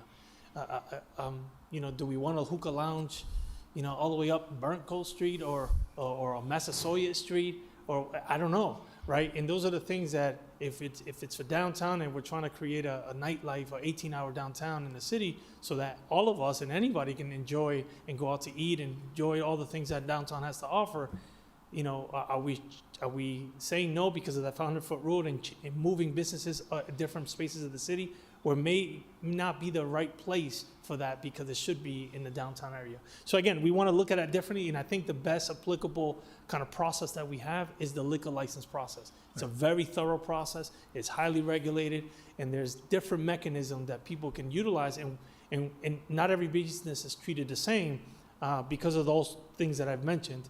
And then also there's appeals process, there's hearings, there's things that allow the businesses to come back to the liquor license And there's also enforcement that the License Commission has around liquor license. So again, this provides a little bit better process that I think right now currently does not have. Yeah, I agree. Obviously, I'm not a smoker, but I think hurting small businesses or bringing business to the city of Worcester is what's important as well, so it's a good balance, but thank you. Council King for a second time. Mr. Chairman, just real quickly through the administration, some of the concerns, again, have been upon this body infringing on the autonomy of public health. You have some recommendations you're working on. Can you kind of once again reiterate and speak to sort of the parameters around your administration and the board? I think folks understand we stated we don't have jurisdiction. So if you could just speak once again, Mr. Manager? so that folks are not being misled at all, that this is a vote that's changing anything. Yeah, through the chair to the council. So the Board of Health is a regulatory board. They have the ability to set regulations, and then the city creates and enforces those regulations. Just like the council body, you have the ability to vote ordinances. The city manager recommends that, right? And so we'll submit a recommendation to the Board of Health, but it's up to the Board of Health to decide if this is a recommendation that they want to take forward. They can choose not to, and they can continue on the 500-foot rule, and that's something that, again, we would have to then work with our businesses and our community. But I think right now, I think what the resolution is speaking to is, I think the council body wants to share their thoughts, like it was shared in letters to the Board of Health as a body to say, hey, maybe there's an opportunity to look things differently from the regulators, the legislators of the city, which is the council body, and then the city administration to provide some recommendations. So I think that's the kind of the nature of what we're trying to do. But again, at the end of the day, the Board of Health has the right to make that decision. And lastly, I know that, once again, I know that Creed, established it right next door, was in support of this as well. But in terms of the competition that might occur if this is lifted in a way, I know there's a cap. Maybe that's going to change the cap. I don't know how you would do one without the other, but I don't know. That's, I guess, something that we'll see. But would certainly be interested in a report around how buffer zones impact economic vitality of small businesses that are closely situated.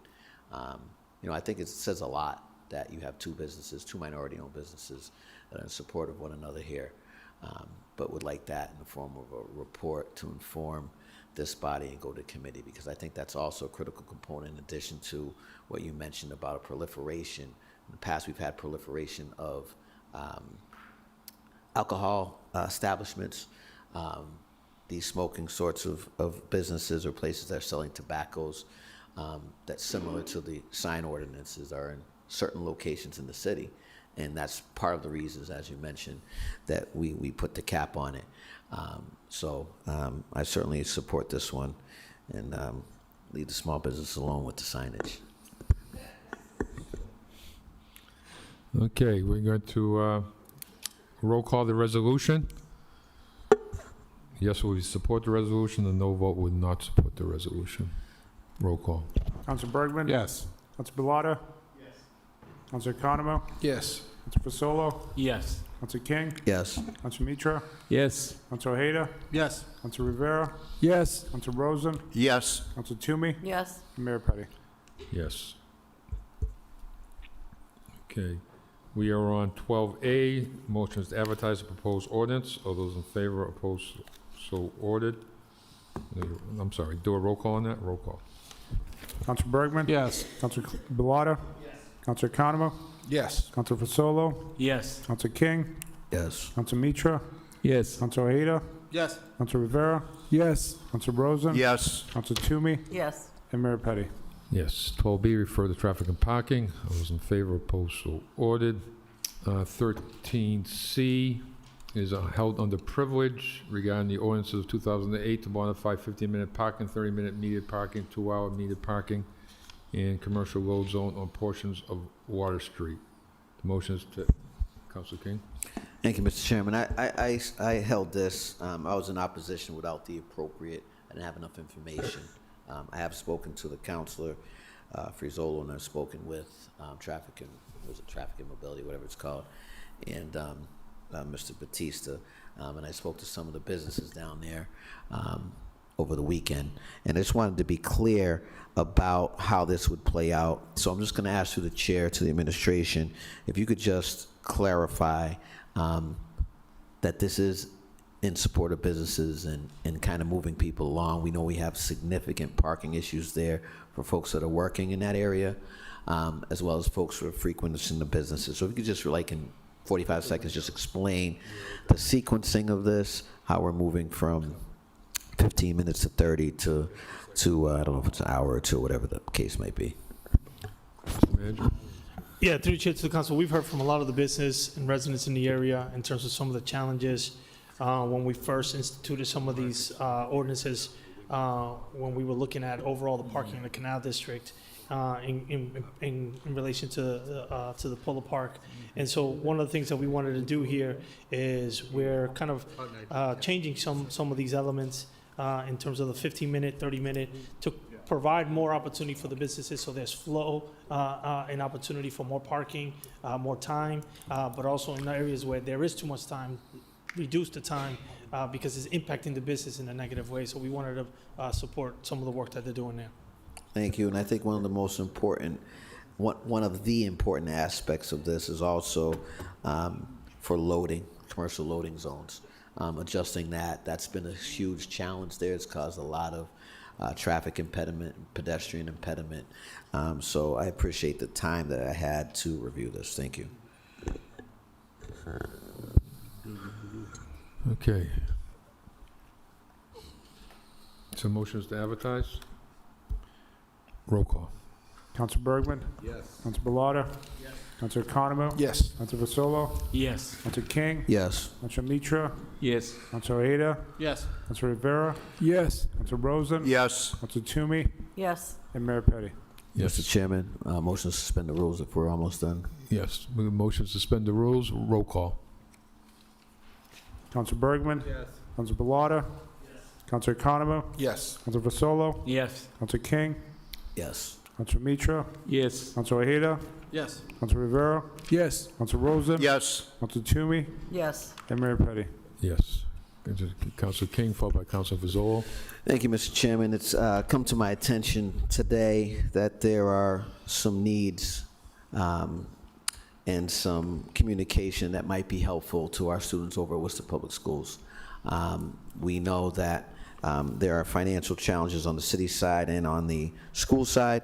This motion is simply just to request the city manager explore with the superintendent any additional city revenue streams that might be available in the interests of extracurricular activities for Worcester Public Schools, Mr. Chairman. I know that there are currently ongoing conversations between the city and the schools, and I just would like to add that this council supports that. Thank you, Mr. Chairman. Can we maybe amend that in the future, Council King, to say that we should develop some fund that maybe in the future, maybe not on the city side, on the school side, that if we have these extracurricular activities, we have this money available? Sure.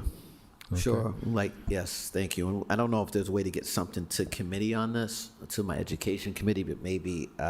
You want to move this quickly, though? Yeah, no, I want this to move. Yeah. I'm just wondering if I can add to the motion, yeah, maybe an update on potential sources or communication, because we know it's always a battle between the money. Thank you. Okay, all those in favor as amended, opposed, so ordered. Council Fazolo. Thank you, Mr. Chairman. Through you, in the last week or so, we've had a few snowstorms, and I've received phone calls from many constituents regarding snow removal and ice and sanding and salting of their streets.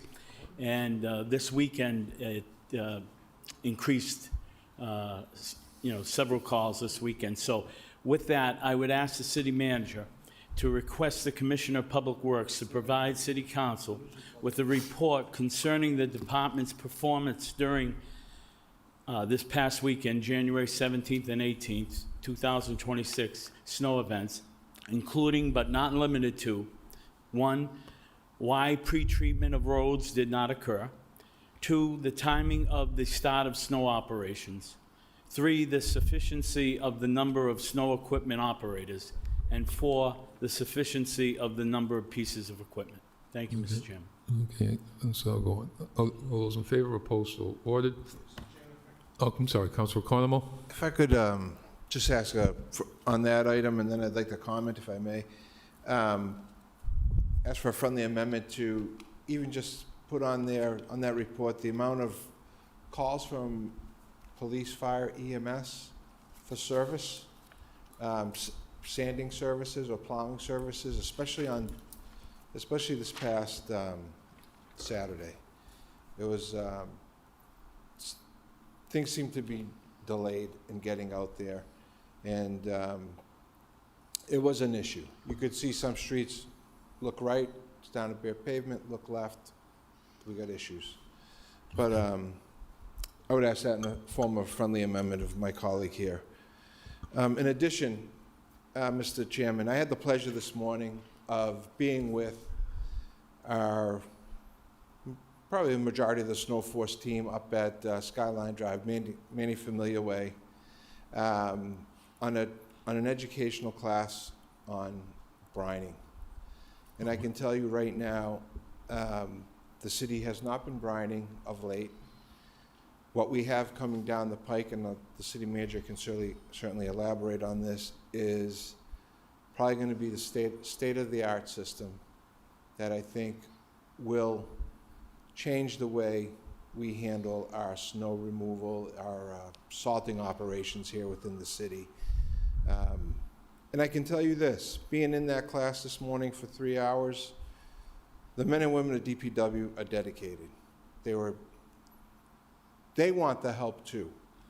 They're the ones who, on Saturday or Sunday, who are getting phone calls from their inspectors or their superiors, I need you to run up here, I need you to run there. They want to be able to do a superior job, as we all want them to do as well. And I can tell you the commitment from the staff is there. Commissioner Westerling was there as well, and I feel in the next week or two, maybe 3 weeks, we're going to see some tremendous impacts here in the city. So, Okay. thank you. Thank you. So we're all set. Councilor Bergman? I know the hour's late. I'm just going to help try to wind this up, but I felt compelled to add a few comments on the last topic, which is snow and ice treatment and snow removal. It's no secret the last few years I've been particularly inquisitive about what's happening at DPW. One of the things that concerns me most, when I hear comments from my colleagues, and I certainly had some calls, not as many as the district councils, I'm sure.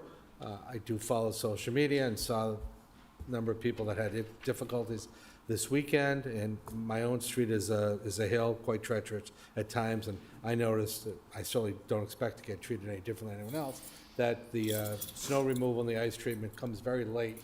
Doesn't seem to come when it's needed. It seems to come almost after the fact. What concerns me most about all of that, and that's why I'm rising, is that we've had it pretty good as far as Mother Nature. Last weekend, we had maybe 2-3 inches on Saturday, maybe 4 inches on Sunday.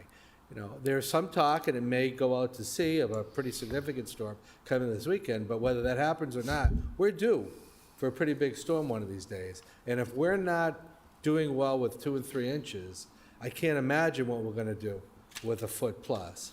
I have reached the point, maybe this point happened a few years ago, where I just can't accept the excuses. I hear them all the time, can't do this, we can't do that, this and that and the other thing.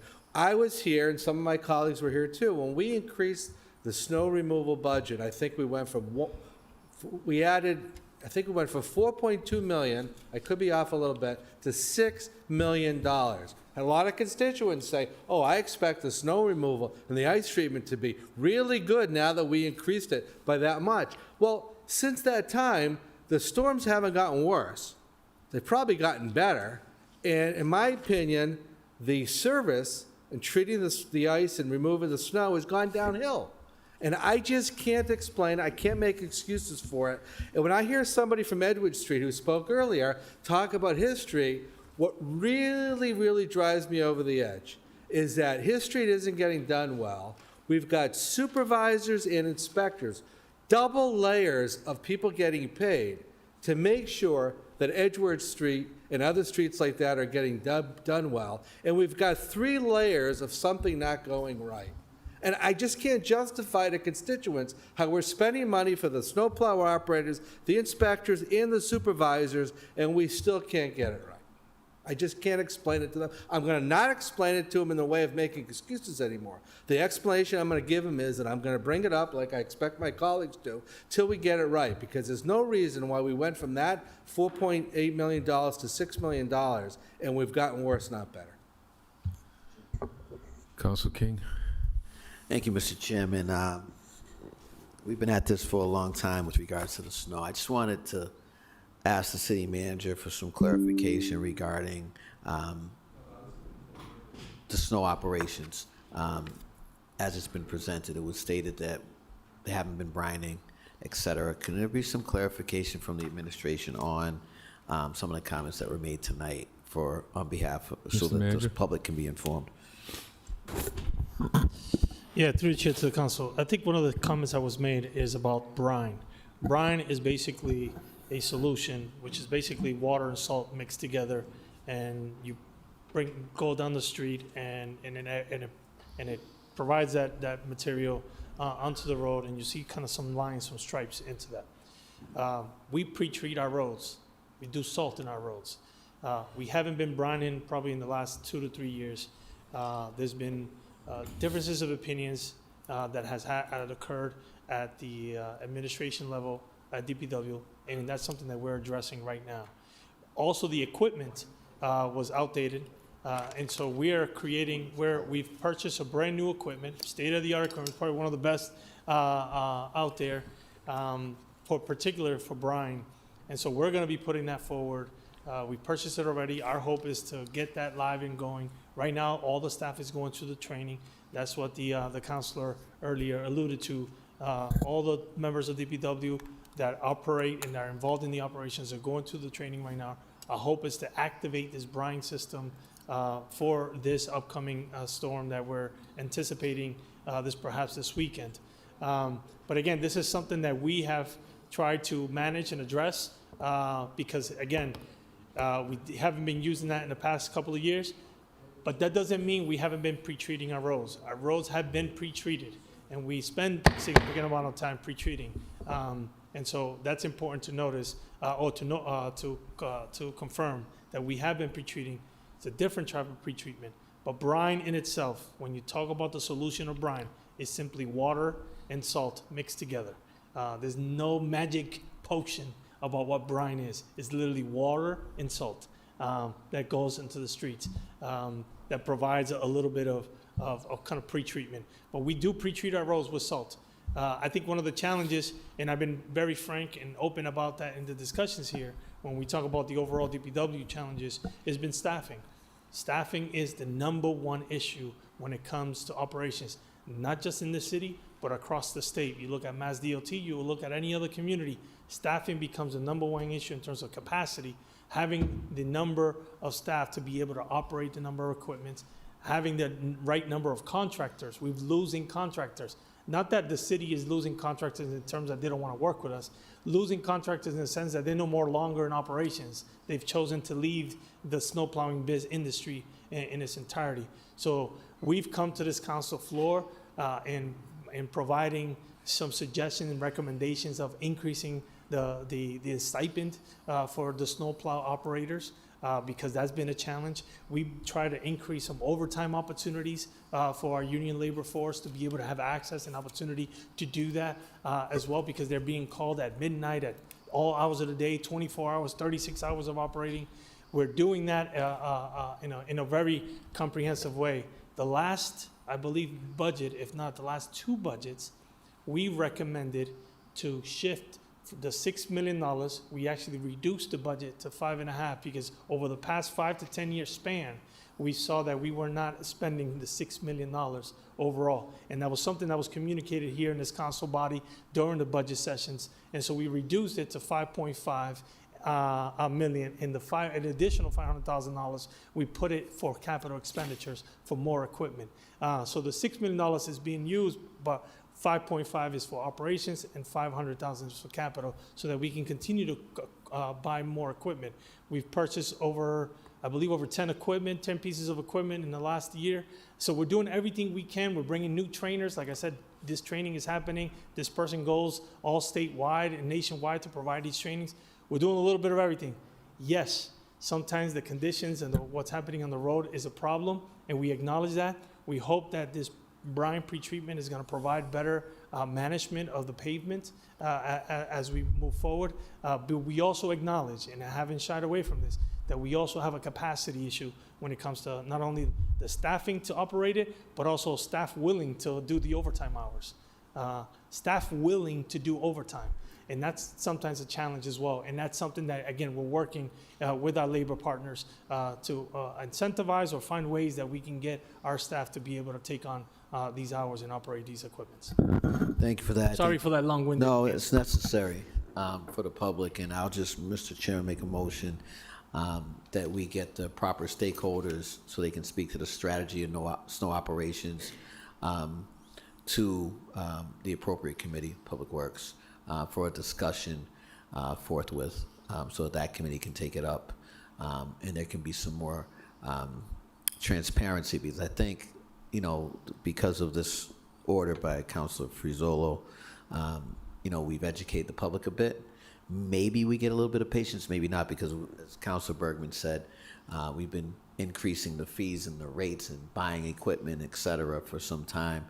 But I think that the more transparent we can be, and they can speak to operations and where they focus on first in terms of priority, would be helpful for the public consumption. Thank you. Thank you. All set? Councilor Rivera? Yes, the city manager already answered the question.